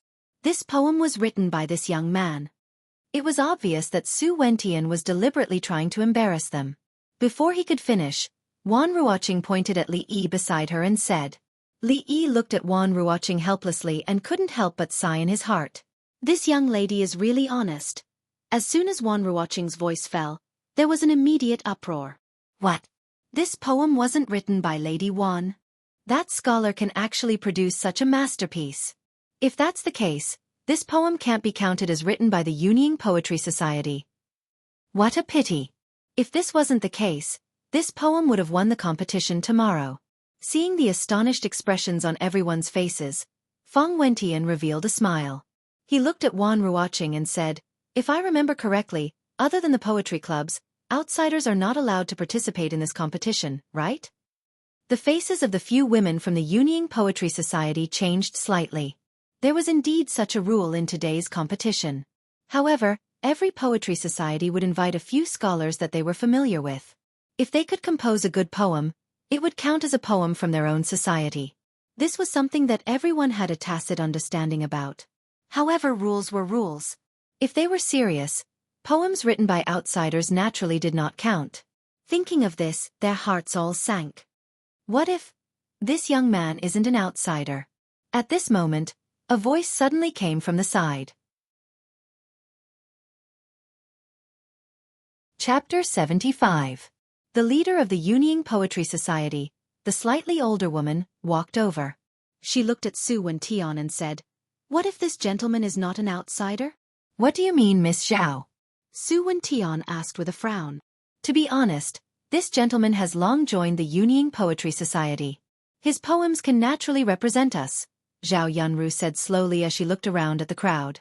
When these words were spoken, the women of the Yunying Poetry Society, including Wan Ruoqing and Zhang Zumo, all froze. This gentleman, When did he join the Union Poetry Society? Li Yi also stilled. When did he join the Union Poetry Society? How come he didn't know? At this moment, Li Yi saw the woman winking at him discreetly, and he immediately understood what was going on. Yes, from now on, he was a member of the Union Poetry Society. At the same time, an uproar immediately came from the surrounding crowd. How is this possible? He is a man. The Union Poetry Society has always only been women. When has a man ever joined? Clearly, Zhao Yunru's words just now had a great impact on them. The Union Poetry Society was formed by the talented women of Qing and Prefecture and had never accepted any men. Where did this person come from? The Union Poetry Society has always only been women. This is something everyone knows. Miss Zhao, please do not joke. Su Wentian still had a faint smile on his face. Zhao Yunru's words were clearly just a temporary measure. However, she used the wrong method and could not be exposed. Hearing this, Zhao Yunru looked at the crowd with a slight smile and said, "When did we say that the Union Poetry Society only allowed women to join?" The smile on Su Wentian's face froze. The surrounding hubbub also gradually quieted. A sliver of shock floated onto everyone's faces and they revealed thoughtful expressions. Very quickly, they realized that from beginning to end, the Union Poetry Society seemed to have never said such a thing. It was only because of the name of the Union Poetry Society and the fact that the members were all women that they naturally had their previous thoughts. However, the leader of the Poetry Society had personally refuted the rumors and denied that only women could join the Union Poetry Society. What else could they say? No wonder when this scholar came in, he was so familiar with Lady Wan and the women of Union Poetry Club. It turns out that he is also a member of Union Poetry Club. The Union Poetry Club actually allows men to join. It turns out that we have been mistaken all along. This way, this poem can naturally represent the Union Poetry Society. If they can participate in tomorrow's Mid-Autumn Poetry Meet, with this person there, Yang Yanzhou and Xin Zhao will have to die on the spot. I'm afraid the title of the #1 scholar in Qing and Prefecture is about to change hands. That's not necessarily the case. Although this poem is good, every time Xin Zhao writes a poem, it will be widely circulated in the brothels and music halls. No matter how good the poem is, it can't be compared to it. Just now, everyone had only thought that Zhao Yunru's words were a ploy. However, when they thought of how the scholar had headed straight for the Union Poetry Society when he came in and behaved intimately with Wan Ruoqing and the others, they thought that they already knew each other. There was no longer any doubt in their hearts. The two scholars who had followed Li Yi in stood at the back of the crowd and stared dazedly at him. They murmured, "So that brother really does know Lady Wan. He is also a member of the Union Poetry Society. You hid it so well from us." Su Wentian's expression was dark. He had not thought that one sentence from Zhao Yunru would turn his attack into nothing. That scholarly scum was actually a member of the Union Poetry Society. This was far beyond his expectations. However, he was not willing to give up just like this. Tomorrow's Mid-Autumn Poetry Meet would be his time to shine and amaze the world with a single brilliant feat. He would not allow anyone to ruin it. Raising his head to look at Zhao Yunru, he gritted his teeth and said, "Even so, this poem does not count because today's competition is competing in Mid-Autumn Poetry Festival, not Mid-Autumn Poetry Festival." Hearing Su Wentian's words, Zhao Yunru was first slightly startled. Then she said with slight anger, "What's the difference between poetry and poetry? Even the Mid-Autumn Poetry Meet has always been about poetry." Hearing this, Su Wentian said lightly, "But today, we are competing in Mid-Autumn Poetry Festival. Lady Zhao cannot deny this, right?" Zhao Yunru was momentarily speechless. She could not find a reason to refute. At that time, when the few poetry societies set the rules, they did not consider this kind of situation. This was because talents who were good at writing poems were very rare. At the poetry gathering, poems usually took up more than 90% of the time. Even if there were poems, they were all mediocre. Therefore, there was no difference whether they competed for Mid-Autumn Festival poems or Mid-Autumn Festival poems. In the end, one of the poems would be the winner. She had never thought that Su Wentian would take advantage of this loophole. This way, this Mid-Autumn Poetry Festival that would be passed down through the ages would not count today. After Su Wentian finished speaking, all of the surrounding candidates frowned. This Su Wentian is too narrow-minded. Even if this person has some talent, he will not be able to become a great person. I never thought that Su Wentian would be this kind of person. That day when the rules were set, they actually neglected this point. Otherwise, this situation would not have happened. Even though Su Wentian is somewhat shameless, but, this time, he is really standing on the side of reason. What a pity. If this piece of work won in the Mid-Autumn Poetry Meet, we would also be honored. What a pity. After today, Su Wentian's image in the eyes of many scholars would definitely plummet. However, at this moment he could not care less. If he could make a name for himself in the poetry meet tomorrow, then he would gain much more than he would lose. So, this means that the winner today will definitely be Brother Su? The youth with the surname Lu, who had just clashed with Li Yi, laughed and looked at Li Yi and the other women from the Yunying Poetry Society. Zhao Yunru and the other women from the Yunying Poetry Society were filled with anger, but they could not speak. Xing Zumo was somewhat anxious. Her heart was filled with great disappointment after the initial surprise. Did he still fail in the end? Young master, this is all Ruoqing's fault. I did not explain this to you beforehand. Wan Ruoqing looked at Li Yi apologetically. Her eyes were slightly red as she spoke softly. If she had thought of this earlier, the current situation wouldn't have happened. Yunying Poetry Society, what a pity. There is no need to be too pessimistic. After today, just this poem alone will be enough for that scholar to become famous in the entire Qing and prefecture. The Yunying Poetry Society will also be known by everyone. Su Wentian has lost the support of the people. Although he won, he lost. Although the Yunying Poetry Society lost, it was still glorious. The rules could not be changed.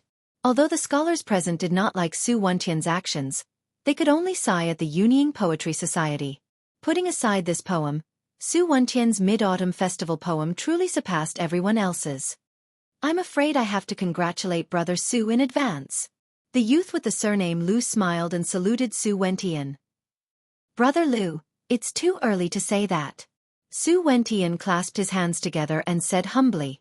Li Yi let out a long sigh as he watched the two of them hypocritically echoing each other. Young master. Wan Ruoqing looked up at him apologetically. Just as she was about to speak, Li Yi waved his hand. He looked at her and said somewhat reproachfully, You should have said earlier if you wanted a poem or not. Chapter 76. At first, Wan Ruoqing had said that she wanted to compose a Mid-Autumn Festival poem, but the only one Li Yi could recite was Su Shi's Shui Diao Getu. However, Shui Diao Getu had stood at the pinnacle of Mid-Autumn Festival poems for thousands of years. Once this poem came out, all other poems were useless. The standard was so high that it could scare people to death. In this small competition, Li Yi really could not bear to take it out. After all, that kind of poem, if he took it out, there would be one less poem. Just for 100 silver, it was really not worth it. When he came in, he talked with Wan Ruoqing and found out that both Mid-Autumn Festival poems and Mid-Autumn Festival poems could be used. The first thing he thought of was Li Bai's Drinking Alone Under the Moon. This was also one of the few poems that Li Yi could recite without cheating. The other one was Raising My Head to Look at the Moon, Lowering My Head to Think of My Hometown. Although there were only 4 lines in Quiet Night Thoughts, it became Li Bai's most influential work. Every child who started to learn ancient poetry, the first line they had to recite was, The moonlight in front of my bed, I suspect it to be the frost on the ground. Thus, in Li Yi's heart, this poem was far more important than Drinking Alone Under the Moon. He was not willing to take it out. He did not think that this stupid poetry competition would only allow people to compose lyrics and not poems. If that was the case, it would be better to just call it a poetry competition.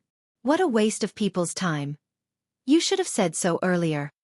Wan Ruoqing raised her head and looked at him. Suddenly, some hope rose in her heart. Young master, what do you mean? Li Yi actually did not have any other intentions. The earlier he finished here, the earlier he could go home for dinner. I'll have to trouble Miss Ruoqing to write again. Li Yi looked at her and smiled. At this time, Ruoqing finally understood the meaning of Li Yi's words. He actually wants to compose another Mid-Autumn Festival poem on the spot. For poetry gatherings like the Double Seventh Festival or the Mid-Autumn Festival, the theme was unusually clear. The poetry gatherings were limited to the Double Seventh Festival and Mid-Autumn Festival poems. The scholars who participated in the poetry gatherings usually started preparing long before the event. They even spent months to polish their poems and refine every word. Only then would they be able to produce the stunning moment of the poetry gatherings. If they were asked to compose lyrics on the spot, even the so-called foremost scholar of Qing and Prefecture would most likely only be able to come up with a mediocre piece. After Drinking Alone Under the Moon was rejected, it was practically impossible for them to come up with another Mid-Autumn Festival poem that could surpass Su Wentian's in a short period of time. They didn't have any hope at all.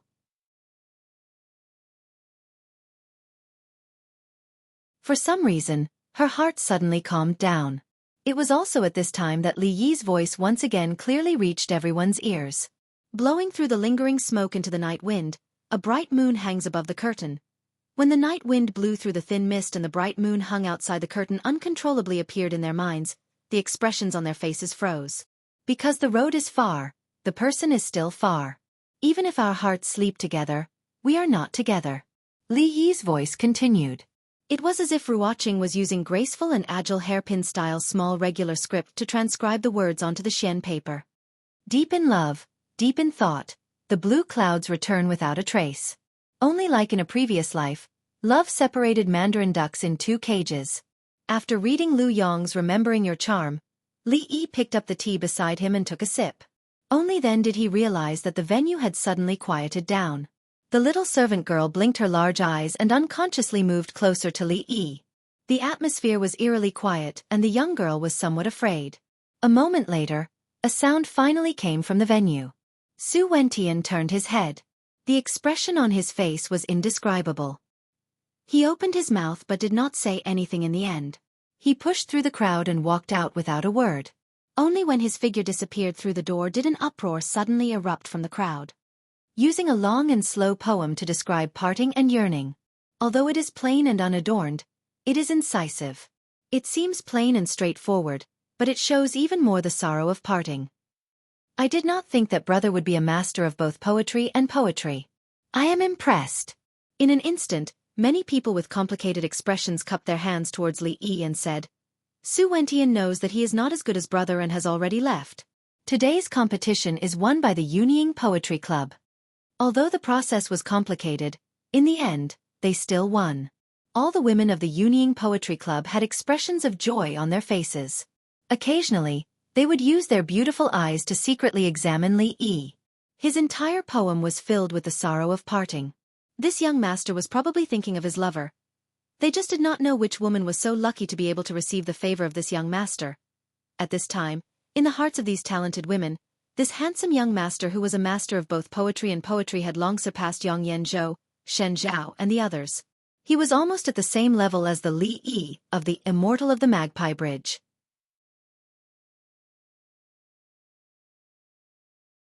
Chapter 77. Although this Remembering Your Charm wasn't Lu Yong's best work, but as the saying goes, where there's water, one can sing willow poems, Lu Sonbian's talent wasn't just for show.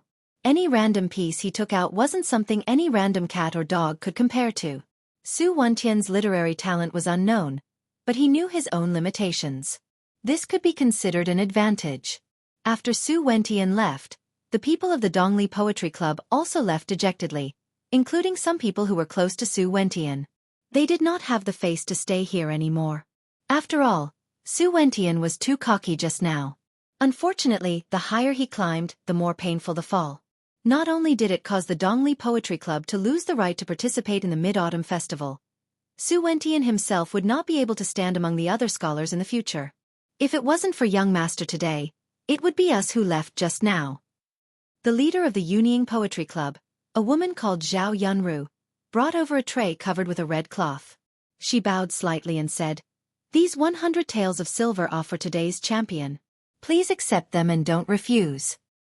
"Thank you, Miss Zhao. I won't stand on ceremony then." Li Yi smiled as he took the tray from Zhao Yunru. The smile on his face became even brighter. He really had nothing to decline. This 100 taels of silver was his ultimate goal.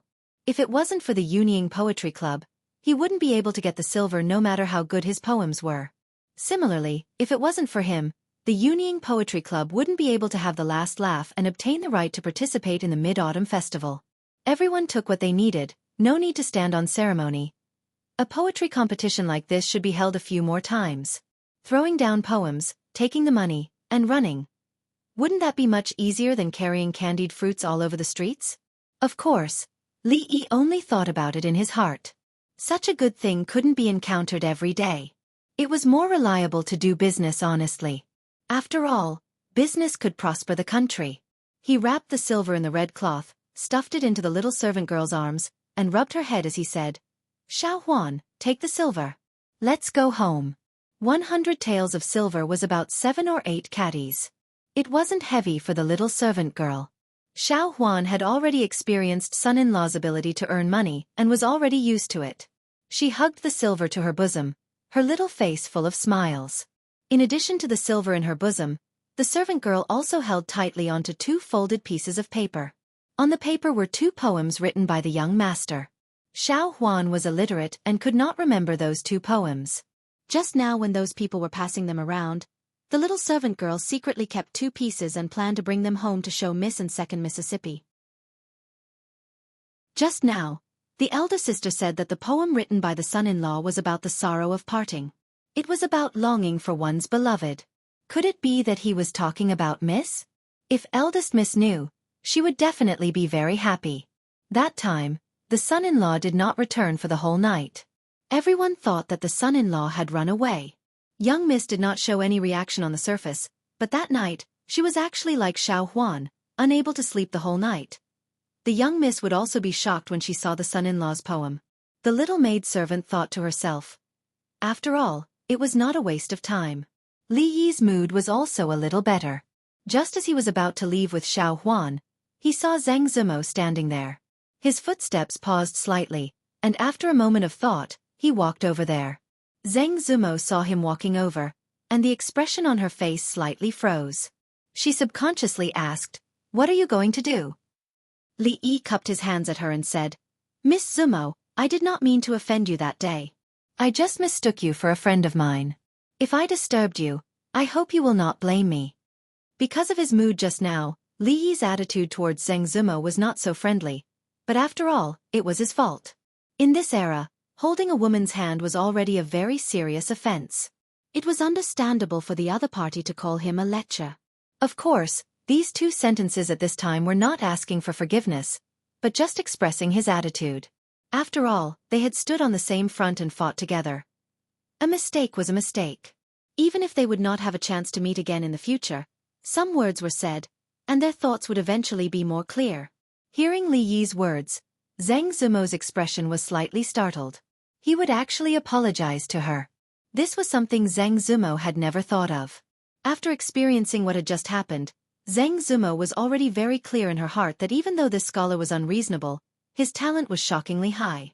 At the very least, he was much better than Su Wentian, and perhaps he wasn't inferior to Yang Yanzhou or Shen Zhao.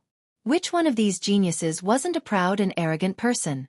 In public, he would bow his head and apologize to a woman? But she had also seen many scenes. After a moment of surprise, the expression on her pretty face quickly returned to normal. She bowed slightly to Li Yi and said, "Since it was not intentional, there is no need to mention this matter in the future." Li Yi did not know that Zhang Zimo had already thought that what happened that day was only a misunderstanding. What she wanted was exactly Li Yi's attitude. Originally, he thought that she would call him a lecher like before. Li Yi had already mentally prepared himself for this. He did not think that she would actually bow and return the greeting. It was clear that she did not intend to pursue the matter. "I wonder if you will participate in tomorrow's Mid-Autumn Poetry Meet?" At this time, Zhao Yunru walked over and asked Li Yi with a smile. In Zhao Yunru's view, with the talent he had displayed today, if he could participate in the Mid-Autumn Poetry Meet, he would definitely shine. At that time, it would not be impossible for him to surpass Yang Yanzhou and Shen Zhao, and obtain the title of the #1 scholar in Qing'an Prefecture. "To be honest, Miss Zhao, I have no interest in the poetry meet." Li Yi smiled and then raised his hands in a salute to the crowd. He said, "It's getting late. If there is nothing else, I will leave first." Hearing the first half of his words, the women of the Unfettered Poetry Society were stunned. The poetry meet that they dreamed of participating in the eyes of the other, was not even worth mentioning. At this time, in Wan Ruoqing's mind, the image of him casually tossing Su Wenqian's poem to the side floated up. Her heart suddenly felt relieved. This young master does things differently from normal scholars. He is most likely a noble person and does not care about empty reputation. Also, with his talent in poetry, he does not need to compete with others. As she thought this, she suddenly seemed to remember something. Her expression changed slightly. When she turned her head, the figure of the scholar and the servant girl had already disappeared through the door. I was only thinking about the poem just now and forgot to ask for that young master's name, she exclaimed softly and hurriedly chased after them. After a moment, Wan Ruoqing stood on the street and looked at the bustling crowd. She could not see the end of the crowd. She gave a long sigh and turned to walk back. Chapter 78. Because of the poetry recital, they had wasted too much time. By the time Li Yi carried the servant girl back to the stockade village, the sun was already setting in the west. The servant girl's physical strength was much weaker. After walking for a day, she was so tired that she could not even walk when she was halfway back. At first, when Li Yi proposed to carry her on his back, the young maidservant kept on refusing. She gritted her teeth and walked a few steps, almost falling down. Li Yi did not allow her to say anything and lifted her up. The young girl resisted a few times but was unable to break free. She could only obediently adjust her posture and lay on his back. When Li Yi first came to this world, his body was still weak. However, Li Yi had been consciously training every day for the past 2 months. Recently, he had been learning martial arts from Lu Rui. Although he could only make a few good postures and was not very useful, his physique was obviously much stronger than before. At least, it was about the same as a normal person. Although the young girl's face was round and had some baby fat, she was petite and had a very slim figure. Li Yi did not feel that it was too heavy to carry her.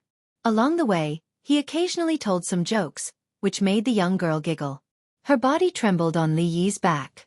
Sometimes, she would interrupt and say a few words. Later on, Li Yi did not speak much. He only listened to the servant girl talk non-stop. Of course, Xiao Huan did not have so many stories in her head. What she talked about was nothing more than things that happened when they were young. Xiao Huan and Lu's sister Rui grew up together. Naturally, they were part of the story. When she was alone with Li Yi, she did not have so many scruples when they spoke. Sometimes, she would unintentionally talk about some interesting things that happened between the two girls when they were young. For example, Second Miss was mischievous at that time. She did not practice martial arts properly and was punished by the master. She took a wooden sword and randomly slashed in the courtyard to vent her anger. She accidentally damaged the master's favorite flower. She threw the sword down and sat in the courtyard crying. Xiao Huan could not stop her, so the two of them cried together. Later on, eldest Miss took the initiative to tell Master that she was the one who damaged the flowers. Master punished her by locking her in the room to reflect on herself and forbade her from eating for a day. Xiao Huan and Second Miss hid half a steamed bun each and passed it to her through the window. As she spoke, the young maidservant had a smile on her face. As she spoke, her voice grew softer and softer. It wasn't until Li Yi felt that the young maidservant's breathing had gradually steadied that he discovered that she had fallen asleep. In order not to wake up the servant girl, Li Yi slowed down his pace and tried his best not to shake. However, when he walked back to the stockade village, there was only a small amount of light in the sky. When he passed through the stockade and walked home, he bumped into the woman with the waist of a bucket. It was unknown if Lady Wu had done it intentionally or not, but when she brushed past Li Yi, her body suddenly tilted. Although Li Yi's physical strength had increased over the past few days, he was clearly at a disadvantage in terms of weight. He immediately staggered from the collision and managed to stabilize himself with great difficulty. However, the young maidservant on his back was startled awake. Madame Wu curled her lips, a mischievous smile on her face. "Son-in-law," she softly muttered a few words and rubbed her sleepy eyes. The small bundle on her arm fell to the ground, and when it landed, it scattered and a few silver ingots rolled out. It was a familiar scene. Madame Wu lowered her head to look at the silver ingots on the ground with a lifeless expression. The mischievous smile on her face had long disappeared. She couldn't suppress the impulse in her heart. She wanted to rush up and snatch the silver and run away, but in the end, She couldn't turn her thoughts into reality before Li Yi picked up the silver. Even after Li Yi and Xiao Huan's figures disappeared and the sky had completely darkened, the woman with the waist of a bucket was still standing in the same place, as if she had become a statue. It was rare for him to wake up early. Li Yi pushed open the door and walked into the courtyard. He stretched his body. The weather had just entered autumn, so there wasn't much of a chill. The morning sun shone on his body, warm and comfortable. The sky was blue, and only a trace of clouds could be seen in the distant horizon. Although the air was fresh, at this time, Li Yi couldn't help but miss the mellow haze of an ancient city in the northwest. However, in this life, he was afraid that he wouldn't be able to smell that familiar smell again. The little maid came out of the inner courtyard and rubbed her sleepy eyes. She planned to wake the son-in-law up as usual. When she looked up, she was slightly stunned and then smiled. "Son-in-law, good morning." Standing in the courtyard, she watched the son-in-law slowly do a strange action, which didn't look like a martial arts move. After a while, the little maid went to the kitchen to prepare breakfast. Li Yi continued to do Tai Chi slowly, sorting out some things in his mind. The problem of the shop could now be solved. He could first release a small batch of floral dew and see the reaction of the market. As for the factory, it was time to start the construction. These things could be left to Feng and others. Li Yi couldn't intervene in the construction of the house, but the site had to be close to the water source. The layout of the room also needed to be discussed with Feng in advance. Other things couldn't be rushed for the time being. The road had to be taken step by step. Fortunately, although the process was a little tortuous, it had been developing. The only thing that made him a little regretful these days was another thing. He originally thought that under the blessing of the protagonist's halo, it would be easy for him to practice martial arts and advance by leaps and bounds. It wouldn't take long for him to become the world's #1 martial arts master. With a wave of his hand, he could destroy strong enemies and become the man with the highest martial arts value in the family. This goal seemed to have been achieved. In short, it was the kind of very, very powerful. However, the reality was cruel. The dream of becoming a top master would probably never be realized. These days, he could only put on an empty stance. He learned the moves very fast, but there was no lethality. As for the so-called internal force and genuine qi, he didn't feel it at all. In the words of Lu Rui, his aptitude was too mediocre. Even if he worked hard, he wouldn't have much success in martial arts in this life. It would be the best if he could become a second-rate master. The hidden meaning of this sentence was that even if Li Yi practiced martial arts for a lifetime, he wouldn't be her opponent. In the future, he shouldn't dream of surpassing her. For martial arts, Li Yi was more of a childhood obsession. It didn't matter if he couldn't become a martial arts master. He would be very satisfied if he could become a martial arts master. Lu Rui and the others started practicing martial arts when they were young. They didn't know how much hardship they had suffered in the process to have their current strength. This kind of hardship, Li Yi might not be able to bear. In comparison, practicing Tai Chi when there was nothing to do could not only strengthen the body but also nourish the mind. It was obviously much easier. Before he finished a set of moves, Lu Rui came in from the front door. She would go outside to practice martial arts every morning. She glanced at Li Yi and saw him doing those strange moves. She imitated him and then shook her head and went back to her room to take a bath. "Husband, what are you doing?" After finishing the last move, a sweet voice came from behind. Li Yi turned around and saw a beautiful woman in a plain dress standing there. The dress was fluttering in the morning wind. The sun shone through her hair, illuminating the entire courtyard.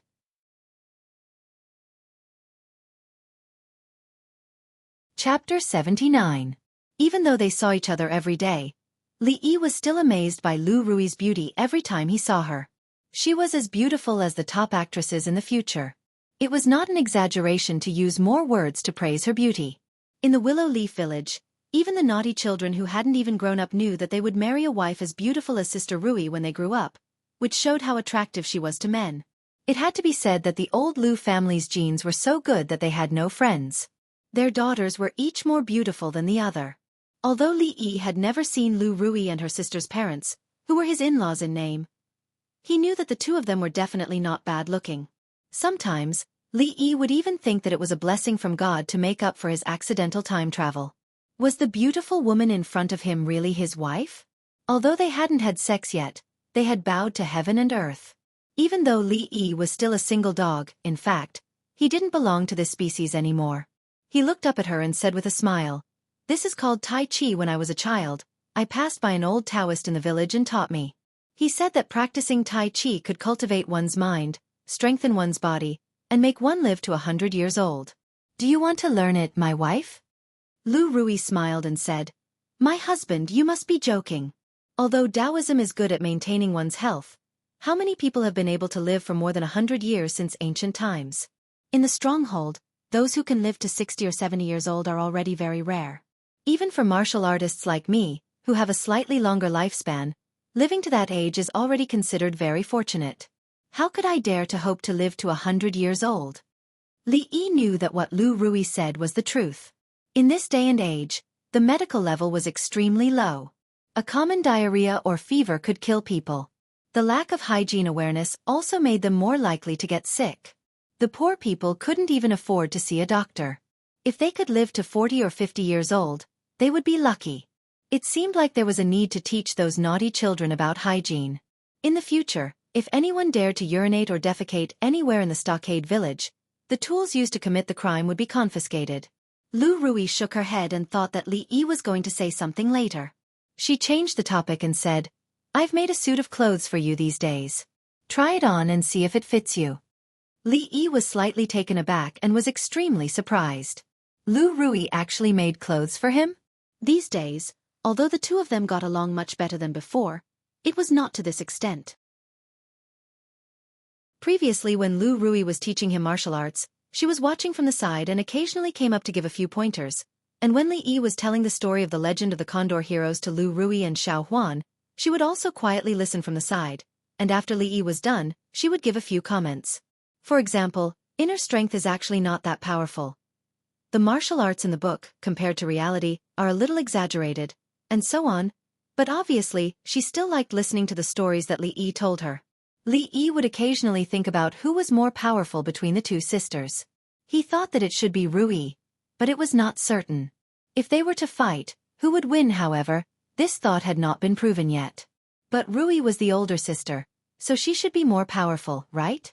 It was strange that the two sisters were born of the same mother, but their personalities were so different.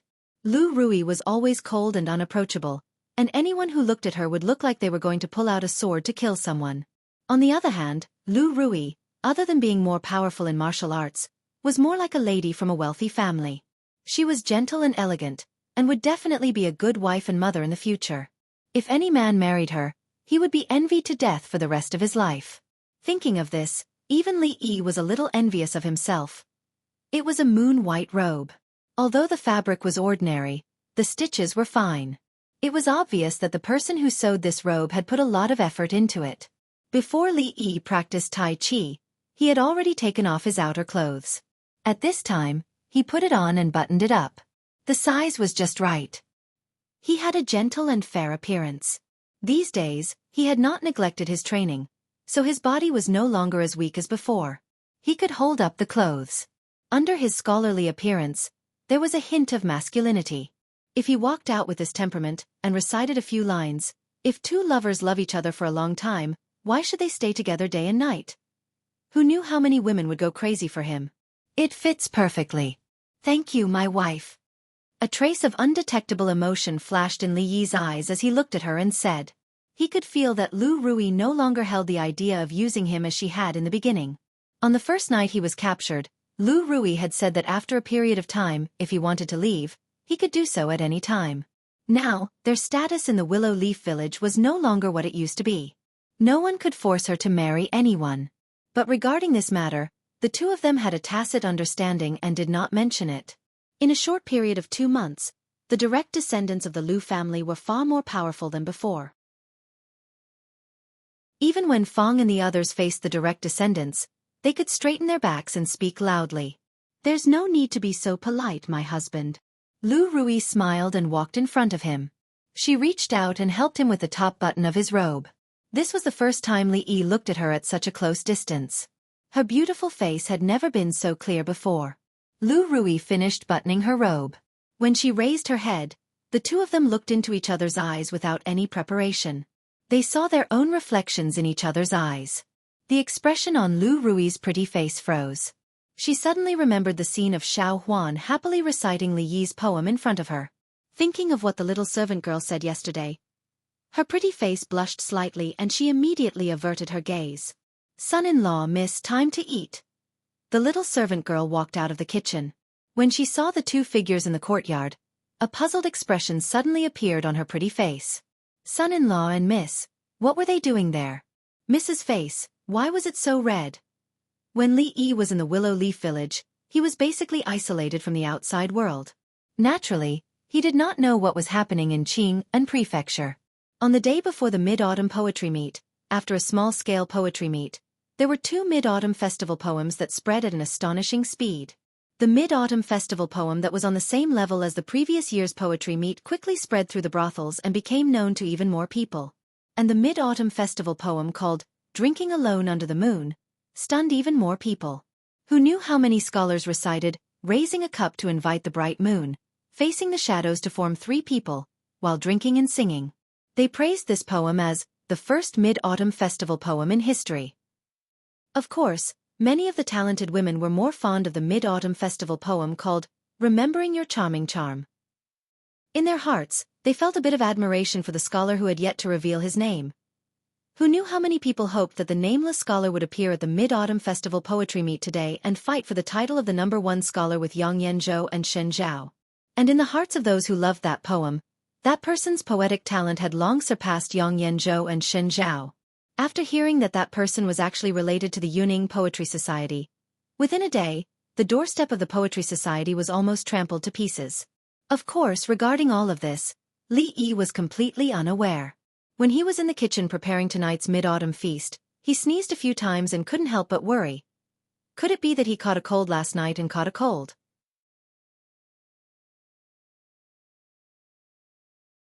Chapter 80. The Mid-Autumn Festival had always been a very elegant festival since ancient times. An incense burner table was set up in the courtyard, and on it were some fruits, pastries, mooncakes, snacks, and the like. 3 cups of light wine and 2 plates of side dishes would be gathered with the family, and they would toast to the moon. However, any kind of elegant atmosphere would always be destroyed when it came to Fong and the others. Even if it was as elegant as the Mid-Autumn Festival, it would also become unbearably vulgar.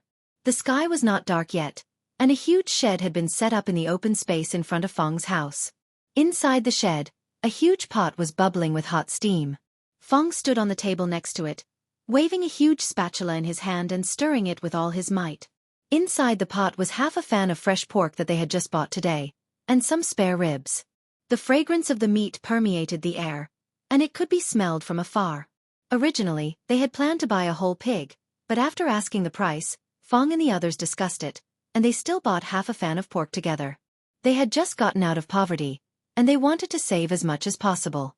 A few naughty children lingered outside the shed, and their eyes were fixed on the big pot, and their mouths kept swallowing saliva. Inside the shed, a few men sat around the table, and there were several freshly fried side dishes on the table. They picked up the muddy wine in the bowl, and drank it all in one gulp.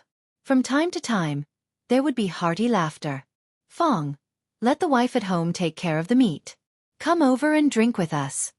A strong man put down the wine bowl, looked in Fong's direction, and said loudly, "You guys drink first, I'll be right there."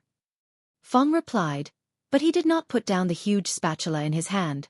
A trace of doubt appeared on the man's face, and he muttered to himself, "What's wrong with Fong today? He usually runs faster than anyone else when he drinks, but he hasn't touched a single drop of wine today." A little further away, Fong wiped the sweat from his forehead, and he made up his mind that he would not go there tonight even if he died. Last time, he drank a bowl of wine from his son-in-law, and it made him lie in bed for a whole day. When he woke up, his head was so painful that it felt like it was going to explode. Thinking of that feeling, even though Fong was a man of indomitable spirit, he could not help but feel a little scared. He would not touch wine for a while. After a while, seeing that the meat in the pot was almost done cooking, old Fong waved his hand and called for everyone to come over. He filled everyone's bowl with a full bowl of meat soup, and naturally, there was no lack of meat. When he turned around and saw a few naughty kids pacing back and forth outside, he called out to them from afar and waved them in. Every naughty kid got a bowl of soup. Although these children were the direct descendants of the Liu family, the grievances between the adults had nothing to do with the children. Feng was still very clear about this point. The few naughty children did not have time to say thank you when they got the benefits. They picked up the bowls and ran to the side. The boiling hot meat soup made them suck in air. They stretched out their dirty claws and took out a bone that had been cooked to crisp from the bowl. After tearing off the shredded meat on it, they ate it, and even bit the bone to swallow it. These days, no family had a good time. Even the direct descendants of the Liu family could not eat meat whenever they wanted. In today's village, only the Li family, Feng, and the others could live such a comfortable life. The candied Ha's business had long been stabilized, and there was a lot of income every day. Although Feng and the others did not eat so extravagantly, it was a bit unreasonable if they did not reward themselves during the festival. The Willow Leaf village was not small, but it was not too big either. The shed was open, and there was such a big pot of meat being cooked. The smell could almost fill the entire village. Some people stood at the door of their houses and looked over with envious eyes. They could not help but gulp when they smelled the smell of the meat. Among these people, there was no lack of direct descendants of the Liu family. Do you think we should apologize to Rui and the others? Looking at the bustling scene as if it was New Year's Eve, a middle-aged man turned to look at another man beside him and said hesitantly, "Apologize for what?" The man was stunned and asked, "We have been too harsh to them in the past." The middle-aged man said with a complicated expression, "We are all uncles. You can put your face down, but I can't." The man's expression changed and immediately said, "Face is nothing. Look at the Feng family now. They have meat to eat and wine to drink. Their lives are much better than ours." The expression on the middle-aged man's face was very envious. He continued, "I've asked around. Their candied Ha's business has a daily income. That's a lot of money. If we can also sell candied Ha's." Recently, the most uncomfortable thing for the Liu family was to find that the people they had never looked at before were all living better lives than them. They could drink big bowls of wine and eat big mouthfuls of meat, while they could not even drink soup. As for comparing with Liu Rui and the others, these people had never thought about it. According to Madame Wu, every time Rui's son-in-law came back, he would bring a few hundred taels of silver with him. Those silver ingots were as big as a fist. It's not like you don't know that the secret recipe of the candied Ha's is in their hands. Now in the prefectural city, those people only recognize them for the candied Ha's business. We can't get involved at all unless they agree. If Rui agrees, it will work. I'm not going to ask you to beg her." After saying this, the man flicked his sleeves and left. The middle-aged man stood there and sighed. He murmured, "I really can't bring myself to do this. Why don't I talk to second granduncle first?" Second granduncle's words, Rui should listen to him. He stood there in a daze for a long time. Just as he was about to turn around and go home, he suddenly saw the man come out of the house with something in his arms and hurriedly walk forward. "Where are you going?" the middle-aged man asked casually. "It's not easy for Rui and her sister all these years. There are still a dozen eggs left at home. I'm going to send them to nourish their bodies." The man's voice came from the dark night. The figure gradually walked away, leaving the middle-aged man standing there with a stunned expression, alone in the night wind. In the small courtyard, Li Yi was explaining to Xiao Huan and Sister Rui that there was no Chang'e, no osmanthus tree, no Wu Gang, and of course, no jade rabbit on the moon. The courtyard they were in was hundreds of thousands of miles away from the moon. The moon itself did not emit light. The moonlight they were seeing now was actually sunlight? The little servant girl never doubted Li Yi's words. After listening to him, she was obviously a little sad that Chang'e and Jade Rabbit were not on the moon. Liu Rui had never believed that there was Chang'e and Jade Rabbit on the moon. That was something that only young girls believed in. However, she was skeptical of Li Yi's words that the moon did not emit light and what they were seeing now was actually sunlight. It was not that she did not believe it at all.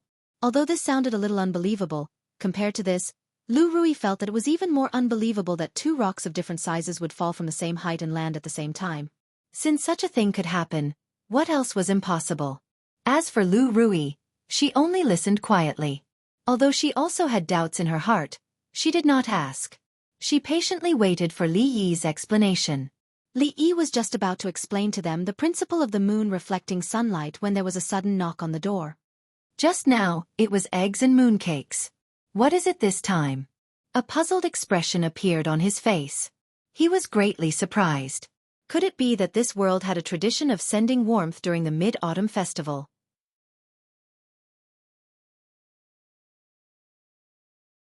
Chapter 81.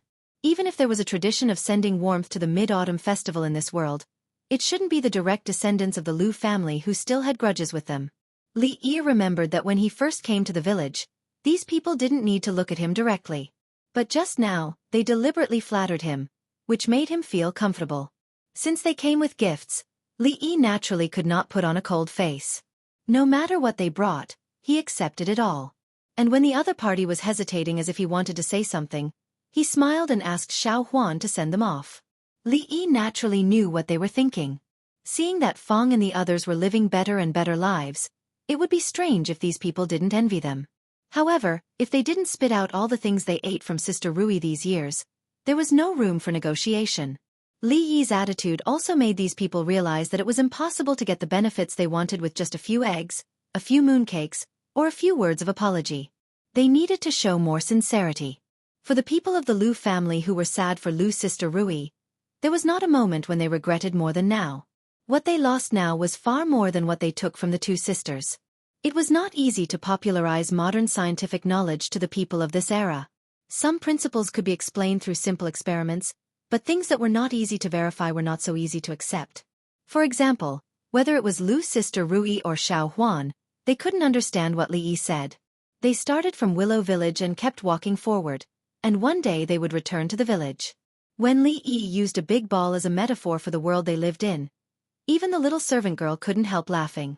"Young master, if we live on a big ball, then won't the people living below fall down?" Even the little servant girl who trusted Li Yi to the extreme couldn't understand this matter. Speaking of this, Li Yi realized that it was time to end the knowledge popularization tonight. If he continued to explain, he might have to talk about gravity or the rotation of the Earth. Was the planet under their feet called the Earth? This was something that Li Yi could not prove. But here, all the natural laws of the original world were also applicable.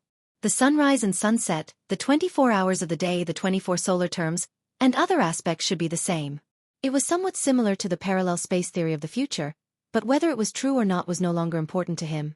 After dinner, he walked out of the courtyard.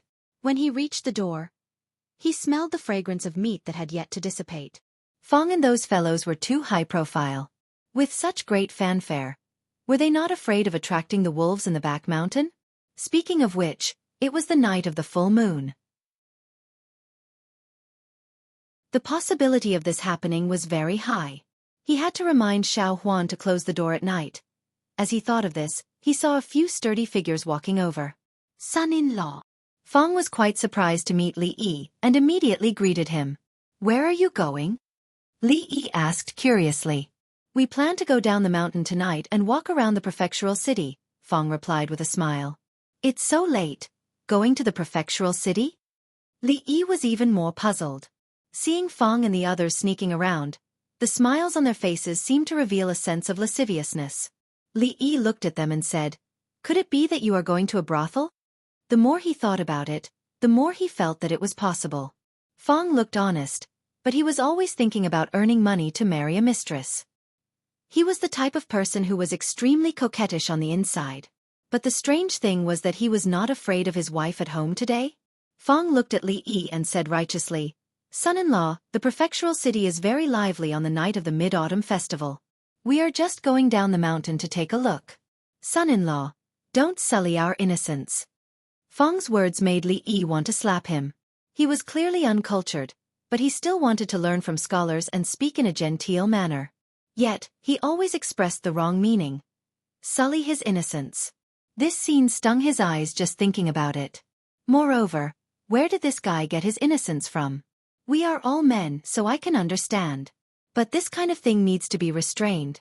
Don't be carried out of the jade yard tomorrow. Although Feng looked like a dragon and a tiger, who knew if he was as strong as he looked in that aspect? Li Yi kindly reminded him. "Son-in-law, how do you know about the jade yard?" Feng looked at Li Yi and asked with a puzzled expression. Li Yi was stunned for a moment. Then a smile appeared on his face.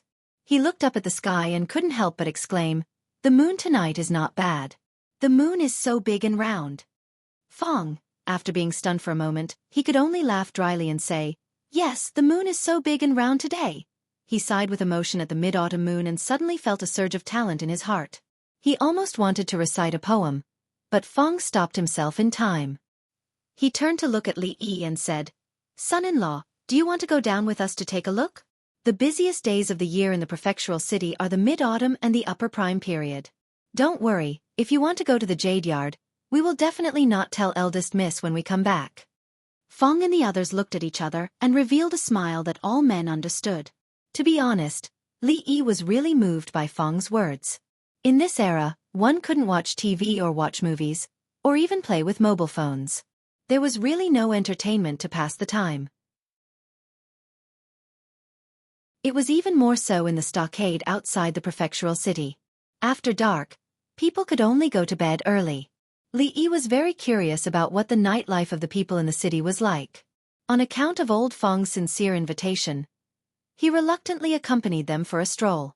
Of course, it was fine to go to the Jade Yard. It was the first time in 2 lifetimes, and he couldn't give it away so carelessly. Moreover, he and Zhang Zumo were considered acquaintances. If he ran into her, how awkward would it be? He could consider going to other brothels. Under the condition of keeping his bottom line, he could properly experience the ancient culture. Going out with Fong and the others in the middle of the night, his sense of security suddenly increased a lot. He was about to go back and say hello to Lu Rui and the others, but when he turned around, he found that the woman with the sword was leaning against a willow tree behind him, looking at them with interest. "Hello, second miss."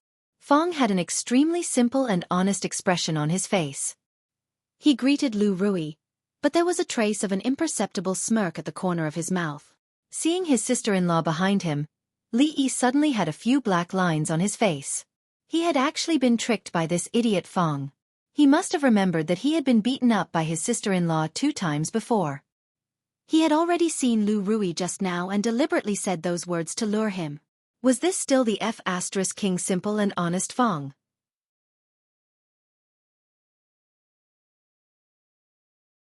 Chapter 82. After seeing the Qing and Prefecture City on the night of the Mid-Autumn Festival, Li finally understood that Fong was right.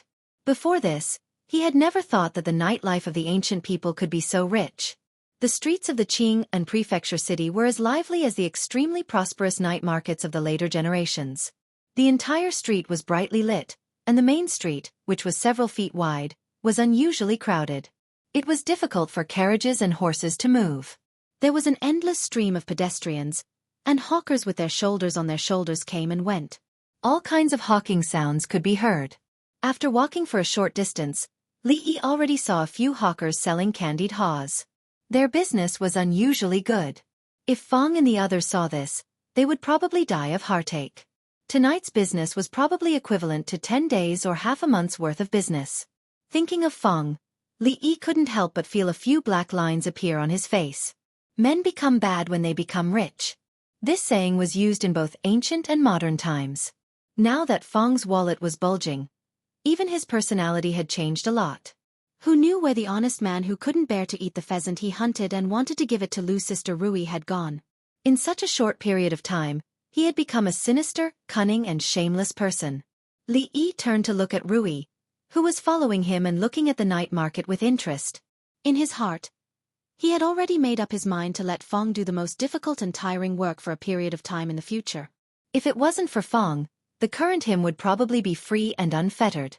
Perhaps he could really go to a brothel and experience the splendid culture of the ancient times. Of course, this was just an assumption. Although it was a little exciting to bring his sister-in-law to a brothel, before this, Li Yi couldn't guarantee that Lu Rui wouldn't put his sword in a wrong place. Fong and the others were clever. The moment they entered the prefecture city, they found an excuse to slip away, leaving this big trouble to Li Yi. Of course, Li Yi also rejected this in his heart.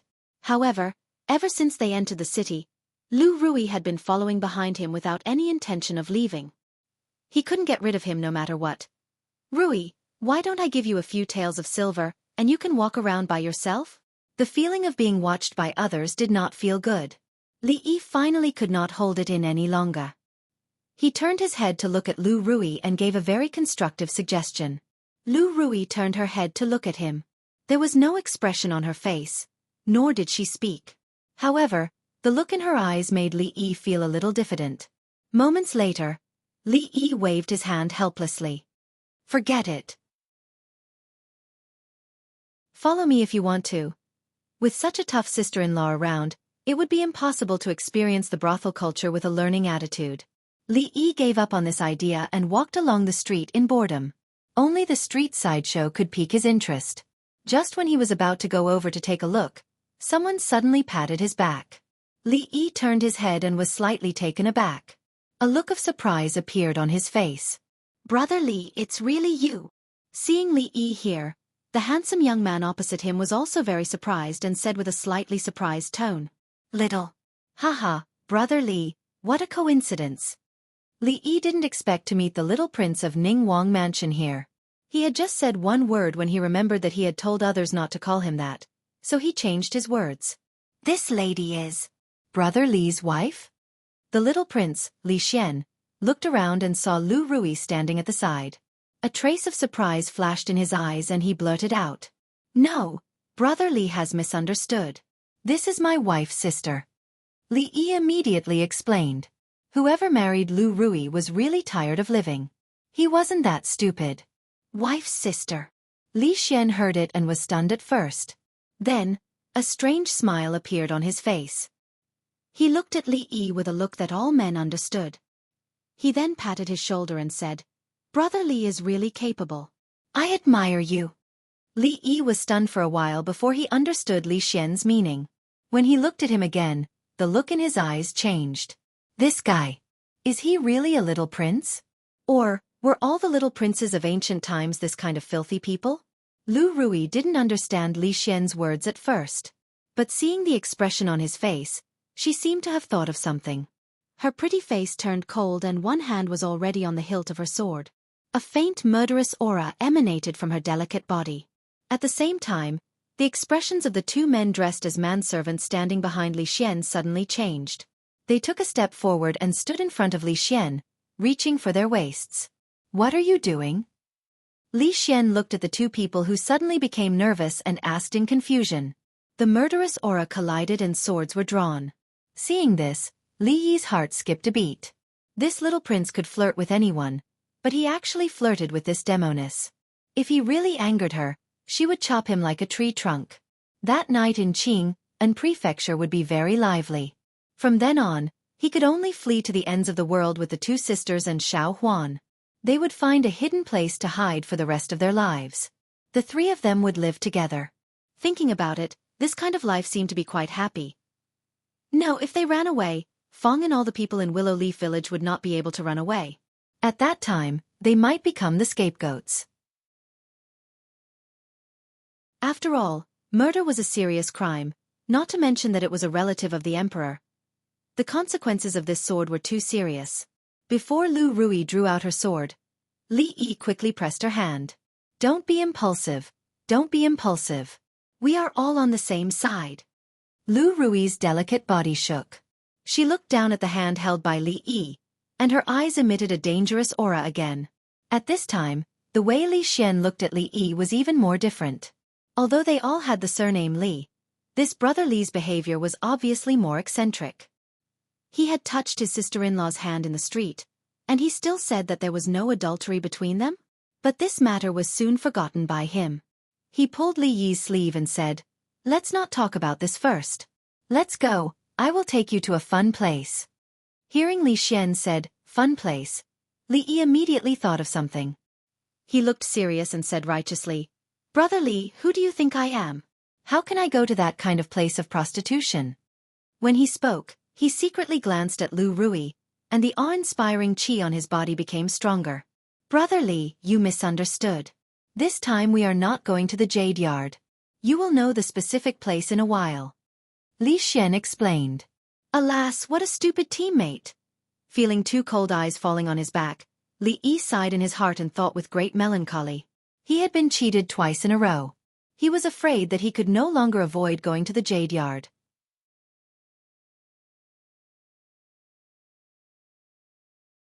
Chapter 83. The lights that lit up the entire night reflected the extreme prosperity of the prefectural city on the night of mid-autumn. No matter where one went, there was a bustling and noisy atmosphere. Somewhere in the bustling area of the city, there was a vast and luxurious manor. Scholars and scholars with feather fans and silk handkerchiefs floated in the wind. As they chatted and laughed, new poems flowed out. After a few paper rafts were sent out, not long after, there were professional singers in the garden. Very quickly, they would sing the poem in a mellow voice and leave it for everyone to judge. On the opposite side, there were all women. They were all the daughters of the large families in the prefectural city. Occasionally, they would sneak a glance across and cover their handkerchiefs with a light smile. They would sneak a glance at the scholars they liked. If a paper raft with a poem was sent over, a few of them would gather together and comment on it. As the daughters of families with a bit of status in the city, they generally knew a bit of poetry. At this time, in a pavilion in a remote corner of the garden, the atmosphere was slightly cold. A young girl of 16 or 17 sat at a stone table in the pavilion with one hand propping up her chin. She looked at the figures coming and going in front of her. Her expression was a bit bored. After a while, she turned her head and said to the women in the pavilion, "This mid-autumn poetry meet is not fun at all." Hearing this, the women looked at each other speechlessly. Today, this garden was hosting the mid-autumn poetry meet, not the mid-autumn temple fair. Even if they randomly stopped anyone on the road, they could be a famous scholar in Qing and prefecture. Everyone was here to exchange pointers and make friends through literature, not to have fun. If a scholar was not famous enough, he wouldn't even have the right to participate in the poetry meet. This invitation from the Unfettered Poetry Society had been obtained after many twists and turns. "Sister Yun Ro, is the scholar you were talking about coming tonight?" The young girl who spoke was not a member of the Unfettered Poetry Society. She had only asked Zhao Yunru to bring her to watch because there was an extra invitation. However, reality was different from what she had imagined. This mid-autumn poetry meet was not as fun as she had imagined. She asked Zhao Yunru, still thinking about a certain scholar that her sisters could not forget. Zhao Yunru shook her head with a bitter smile. They never had much hope that they would be able to see Li Yi from the Immortal Magpie Bridge here.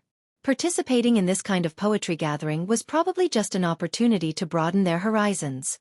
As expected, the young master from yesterday did not come today, one of the young girls in the pavilion said. Putting aside the scholar who only existed in legends, the nameless scholar who had helped them qualify for the poetry meet yesterday was not seen either. That young master must really be indifferent to fame and fortune. He didn't even accept the invitation yesterday. It seems that he has no interest in this poetry meet, Wanruoching said after thinking for a while. Until now, she still felt a little regretful that she had forgotten to ask for the young master's name yesterday. With the other's talent in poetry, he was definitely not a nameless person in Qing and Fu. However, after Wanruoching investigated each and every one of the scholars who were worthy of that level of talent, she still did not find any. He was like Li Yi of Immortal Magpie Bridge. He had only left behind poems, but he was nowhere to be seen. This caused countless scholars to daydream. If he could come, perhaps things would not be so boring right now. At least in name, he was still a member of the Unfettered Poetry Society. In today's poetry meet, the position of the Unfettered Poetry Society was actually quite awkward. Even though they all had the reputation of being talented, there was still a large gap between them and the upper-class scholars. They had no way of fitting into their circle. Even the prefectural magistrate of Qing and prefecture would make a brief appearance at the poetry meet, much less the first and second scholars. In the past, they would never have had the chance to interact with these people.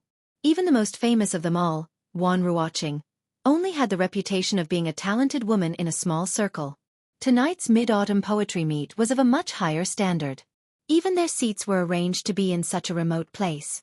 And in the center of the garden was a waterside pavilion. Many famous scholars gathered there. This was the true heart of the poetry meet. All the masterpieces that appeared in the poetry meet would eventually be gathered here. The people who commented here were all extremely important scholars, or people of virtue and prestige, or people of high status. Of course, the poetry meet did not only consist of reciting poems. Singers and dancers could be seen everywhere. Their voices were melodious, and their movements were moving. Most of what they sang was the work that had appeared tonight. If there was a good piece, it would quickly be sent out of the garden. Before long, People in the brothels of the city would receive the news and sing out the new work. Ordinary scholars who did not have the right to enter the meet would mostly gather at such a place. They would not miss out on the works of the meet. Poetry meets of all sizes were not rare in the prefectural city tonight. If there were a few outstanding works, they could be sent to the garden to be judged alongside the works of the scholars. Of course, a masterpiece of this level was extremely rare and hard to come by every year. An elegant atmosphere spread throughout the city.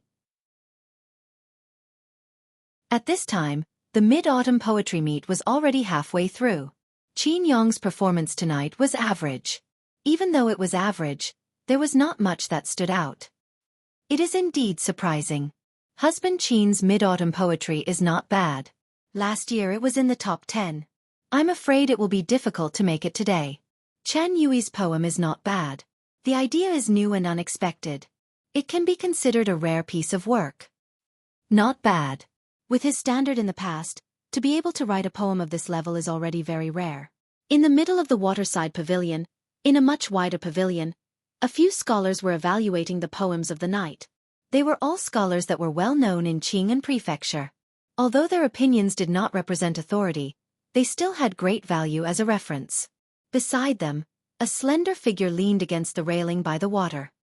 He held a wine cup in his hand and raised his head to look at the bright moon in the sky. He drank the wine in the cup in one gulp. He couldn't help but murmur, "I raise my cup to invite the bright moon, the shadow becomes 3 people. What's wrong with Brother Yanzhou today? Why isn't he saying anything?" One of the scholars raised his head and looked in a certain direction. A trace of confusion flashed across his face. The other was publicly recognized as the #1 scholar of Qing'an. His poetry was flourishing, and few could compare. Other than Shen Zhao, who could compete with him for the title of champion of the meet, there was no one else who could rival him. Even Shen Zhao could not compare to Yang Yanzhou in terms of mid-autumn poetry. Although he had not yet produced a poem, he had more or less secured the title of champion. But looking at it now, he did not seem to be in high spirits.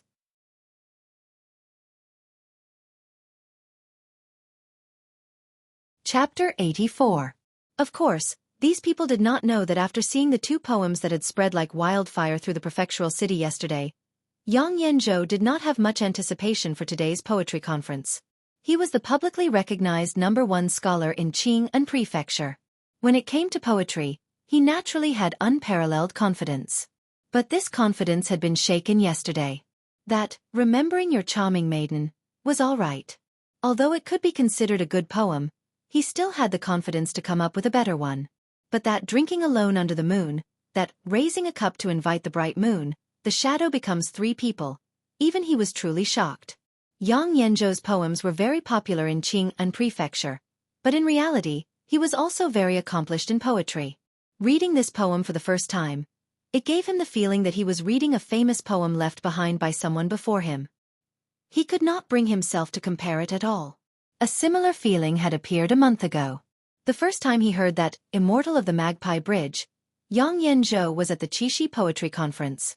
He had just written down the first line of his poem, and after that, he could not write any more. With pearls and jade in front of him, as the #1 scholar, if Yang Yanzhou's poem could not surpass that "Immortal of the Magpie Bridge," then he might as well not compose it.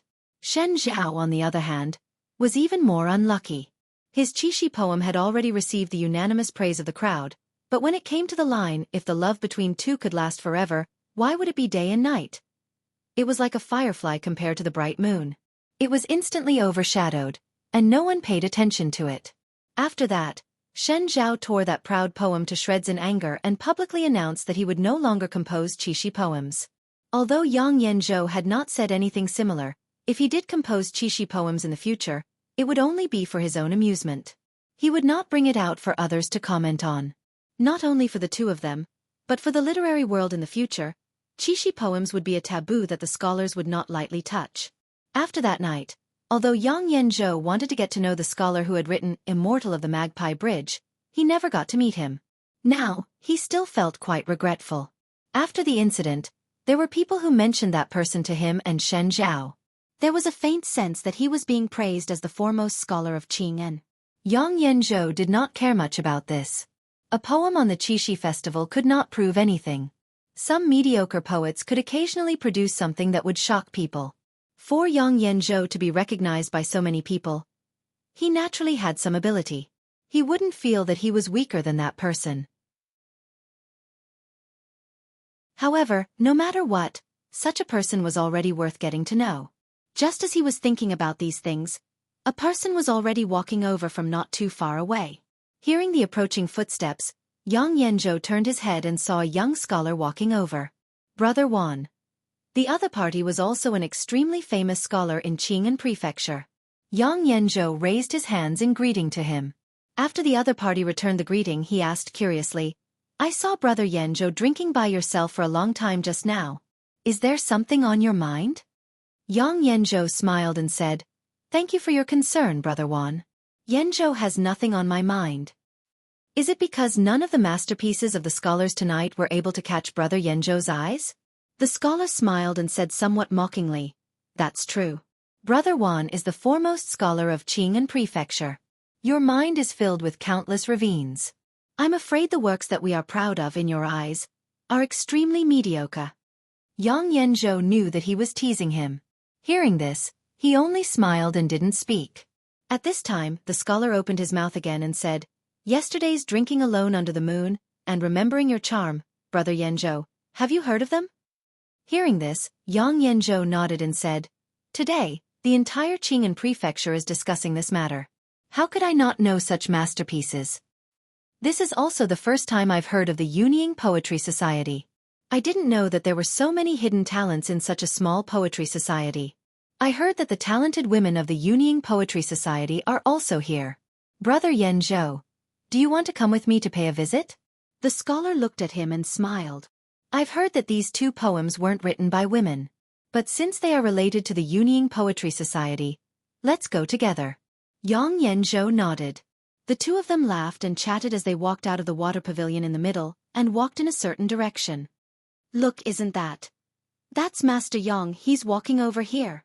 "Ah, he's the foremost scholar of Qing'an Prefecture, Yang Yanzhou. He's coming, he's coming. Is Master Yang coming to our place?" Yang Yanzhou's name was extremely famous in Qing'an Prefecture. As the person with the most attention tonight, no matter where he went, he was destined to be the focus of everyone's attention. Tonight, he hadn't written a poem yet. Who knew how many people's gazes were on him? Especially those women who admired his talent. Their beautiful eyes lit up, and they paid attention to his every move at all times. It immediately caused quite a bit of an uproar. In the pavilion in the corner, the women of the Yunying Poetry Society passed around the excellent works that had been circulated tonight. Occasionally, they would whisper to each other. Their pretty faces were faintly filled with envy. Wan Ruoqing copied down the poems she liked. Zheng Zumo leaned on her shoulder and stared dazedly in a certain direction. She appeared to be somewhat dispirited.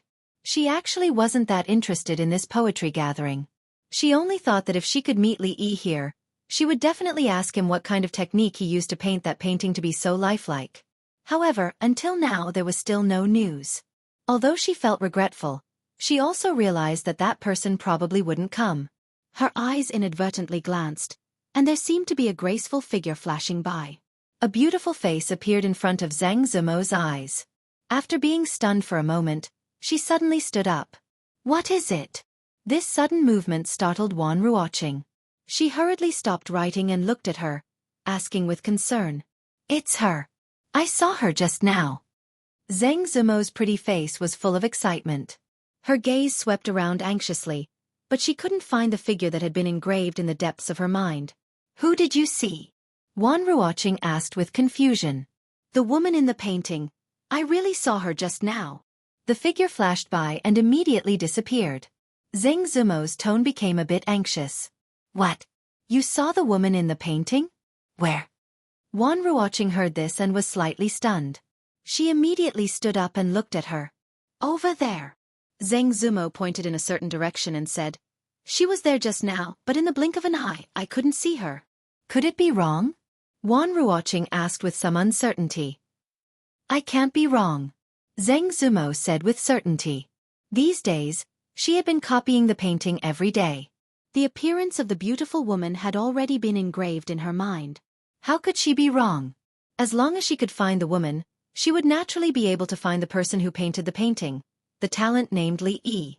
Zhang Zumo was anxious and was about to go search when a few figures walked over from not far away. As those people got closer, the surrounding atmosphere seemed to become a little strange. At this time, somewhere in the garden. "May I ask for your name?" Li Xian smiled as he looked at the beautiful woman before him in a refined and courteous manner. Lu Rui shot him a nonchalant glance as she coldly spat out a single word. Scram.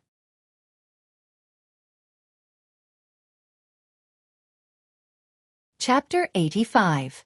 Looking at Li Xian retreating with his tail between his legs, Li Yi started to doubt again. Is this guy really a little prince? How could a relative of the imperial family behave in such a way? Who could be more cowardly than him? After all, he was a little prince. How could he tolerate being humiliated by a woman in front of him? If it was someone else, even if she was a woman, they would have given her a tight slap. How dare you insult a relative of the imperial family? Let's teach her a lesson first. Of course, if Li Xian really did that, he would not be able to stand here and talk to Li Yi unscathed. As for Li Yi, he needed to make some preparations to escape with Xiao Huan and Sister Rui. The two men behind Li Xian looked at Lu Rui angrily, but they did not dare to act rashly. Although the woman in front of them was young, she gave them a lot of pressure. Fortunately, although her words to the little prince were a little harsh, it seemed that she would not do anything unfavorable, so the two of them were slightly relieved. Then, the two of them could not help but look at the familiar young man in front of them. If it wasn't for him, Wang Fei would probably still be suffering from her illness. The illness that even the imperial doctors could not do anything about had been easily solved by him. Wang Yu was very happy. He had been sending people to search for her these past few days. He would probably be rewarded handsomely. Thinking that this person was about the same age as the little prince, but he had such abilities, the two of them were very surprised. Brother Li's wife's sister, her temperament, is a little special, Li Xian said to Li Yi with a dry laugh after being chased away by Lu Rui. Lu Rui's temperament could not be described with just the word, special. She was a heroine who would draw her sword and cut people at the slightest disagreement. Obviously, this little prince had not realized what was truly special about her. Hee, so this is the fun place that Brother Li mentioned. Li Yi smiled awkwardly and changed the topic. Only now did she realize that the place Li Xian was talking about wasn't a brothel. She was a little disappointed. The atmosphere in the garden looked very elegant. There were scholars and beautiful women, dancers and singers, and people who recited poems and admired the moon. It was very lively. Upon hearing this, Li Xian waved his hand and said, "Calling me Brother Li sounds too distant. I owe you a favor, so you don't need to care about these formalities. You and I can just call each other by name." Although this little prince looked very unreliable, his temperament and nature were very much to Li Yi's liking. If the other party really put on airs in front of him as a little prince, Li Yi would not be too close to him. After all, although he lived in ancient times, he had lived in the 21st century for a long time. He still had some conflict with the ancient concept of hierarchy. Although when in Rome, do as the Romans do, in front of people of the same age, Li Yi did not want to always appear inferior. It was better to try his best to avoid interacting with these so-called big shots. A small willow leaf village was enough for him to deal with. Li Xian patted his shoulder and said, "You might not know this, but this year's Mid-Autumn Poetry Meet will be held in Mianxiu Garden. You can randomly point to anyone and they will be famous scholars. Those talented girls in the prefectural city, or the ladies from the noble families who admire their talent and learning will all be here. Even a few famous prostitutes from the brothels have been invited. If they can write a good poem and suppress the first and second scholars, maybe they will also be favored by them." A dream in a spring night. Li Xian talked non-stop on the side. The dignified little prince of Ning Wangfu was talking about these things with a serious face. Those who didn't know would think that the two of them were discussing poetry. At the very least, Li Yi could see a few women walking past them. Their gazes lingered on them for a long time, and when they walked past them, they would even turn around to look at them. He could vaguely hear them giggling while covering their mouths, saying that the two young masters were really handsome. This was the truth. After Li Yi transmigrated, he was most satisfied with the appearance of this body. No matter how he looked at it, it was extremely handsome. Otherwise, Lu Rui would not have fallen for him at first sight, right? Although this little prince was a playboy and did not do proper things, there was nothing to say about his appearance. If he was placed in the future, he would belong to the type that did not need to rely on talent or family power. He could only rely on his face to make a living. It should be known that those lonely middle-aged rich women liked this type of pretty boy the most. It was unknown where Lu Rui had gone. Li Xian led Li Yi to wander around the garden. From time to time, he would point at a girl and introduce her from afar. This was a famous talented girl in Qing and Fu. This was a top artist in some brothel. This was a daughter of some family. He was even more familiar with the slightly more beautiful girls. This made Li Yi wonder if this little prince had some kind of hobby. After all, with his background, what kind of girl couldn't he get? Why did he have to hide his identity and pretend to be an ordinary person? Why did he have to go to the jadeite courtyard and listen to songs all day? Or maybe the other party's realm was far higher than his, and this was just his attitude towards life. He was originally a member of the royal family, but he hid in the mortal world, playing in the mortal world, passing through thousands of flowers, not a single leaf touching him. However, no matter how he looked at it, he didn't seem like an expert with this kind of awareness. The environment in Mianxiu Garden was indeed much better than the outside. Putting aside the talented girls and rich young ladies, at least the singing and dancing here was quite good, and the taste of the wine and pastries was not bad. Just now, Li Xian said this was some mid-autumn poetry meet. He didn't know if it was the same as what Wan Ruoqing and the others had said yesterday. In any case, he hadn't seen them here yet. It had to be said that the ancients really had too much free time. They didn't find it annoying even if they held poetry meets all day. However, he didn't see how much they cared about industry. It was meaningless to do these things. Just as the two of them were walking toward the most lively water pavilion, in another remote corner of the garden, Wan Ruoqing and a few women from the Yunying Poetry Society stood up. Zheng Zumo, who had wanted to find the girl in the painting, had to stop as well. A few figures walked over from the front and blocked her path. "Are you the talented girls from the Yunying Poetry Society?" The young man walking in front clasped his hands at them and said with a smile. Zhao Yunru walked out and looked at the seemingly familiar man. She asked with some confusion, "We don't dare to call ourselves talented girls." "Sir, you are." The young man smiled. When he opened his mouth again, a voice traveled over. "This one is Shen Zhao." The women, including Zhao Yunru, were stunned for a moment. Then they couldn't help but cry out.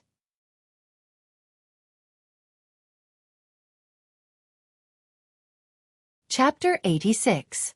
The name of Shen Zhao was not unfamiliar to Zhao Yunru and the women of the Yunying Poetry Society. He was a renowned talent in Qing and Prefecture. Although he had always been suppressed by Yang Yanzhou and could only be number 2 for 1,000 years, in the eyes of others, his talent was still boundlessly high. The girls covered their mouths and exclaimed softly. Although they were known as talented women, Shen Zhao and Yang Yanzhou were still existences that they had to look up to in their hearts. To a certain extent, they were no different from those girls who admired their talents. "So it is young Master Shen. Just now, I read young Master Shen's poems. Young Master is brimming with talent.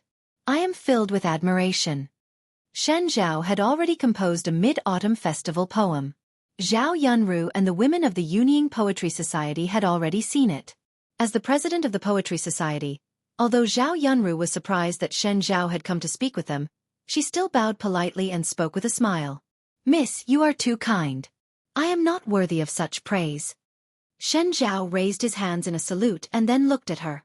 "Not to mention that, drinking alone under the moon, even the remembering your charming, that your society took out yesterday is something that I cannot compare to." Hearing this, Zhao Yunru's expression froze slightly as if she hadn't expected Shen Zhao to suddenly say such a thing. For a moment, she didn't know how to respond.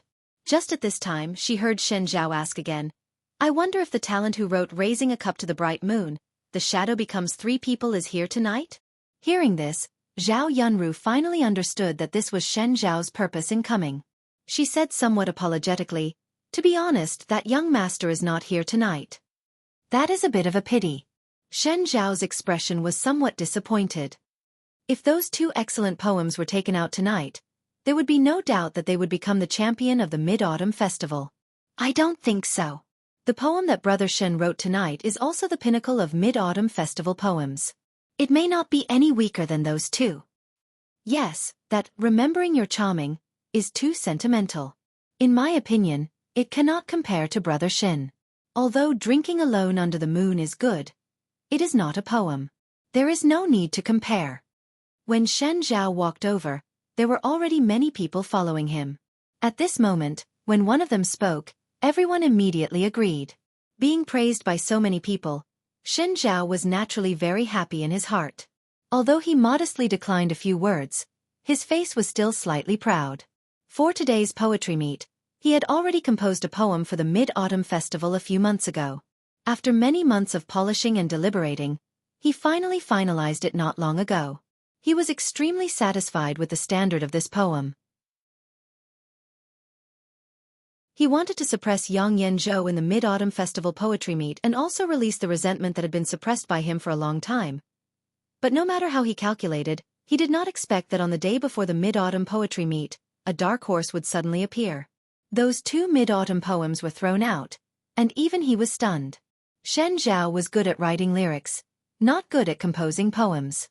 He didn't have much of an impression of drinking alone under the moon, but the standard of remembering your charming was comparable to the Mid-Autumn Festival poem he had prepared. If the two were to be compared at the same poetry meet, even someone as confident as Shen Zhao couldn't guarantee that he would win. Fortunately, that poem was taken out before the Mid-Autumn Festival poetry meet. Naturally, it could not participate in tonight's selection. Otherwise, before he could compete with Yang Yanzhou, he might be defeated by that poem. Of course, this was not entirely a bad thing. At least from Shen Zhao's point of view, that person would not be able to produce a poem of that level in a short period of time. But that person's reputation was already known by everyone.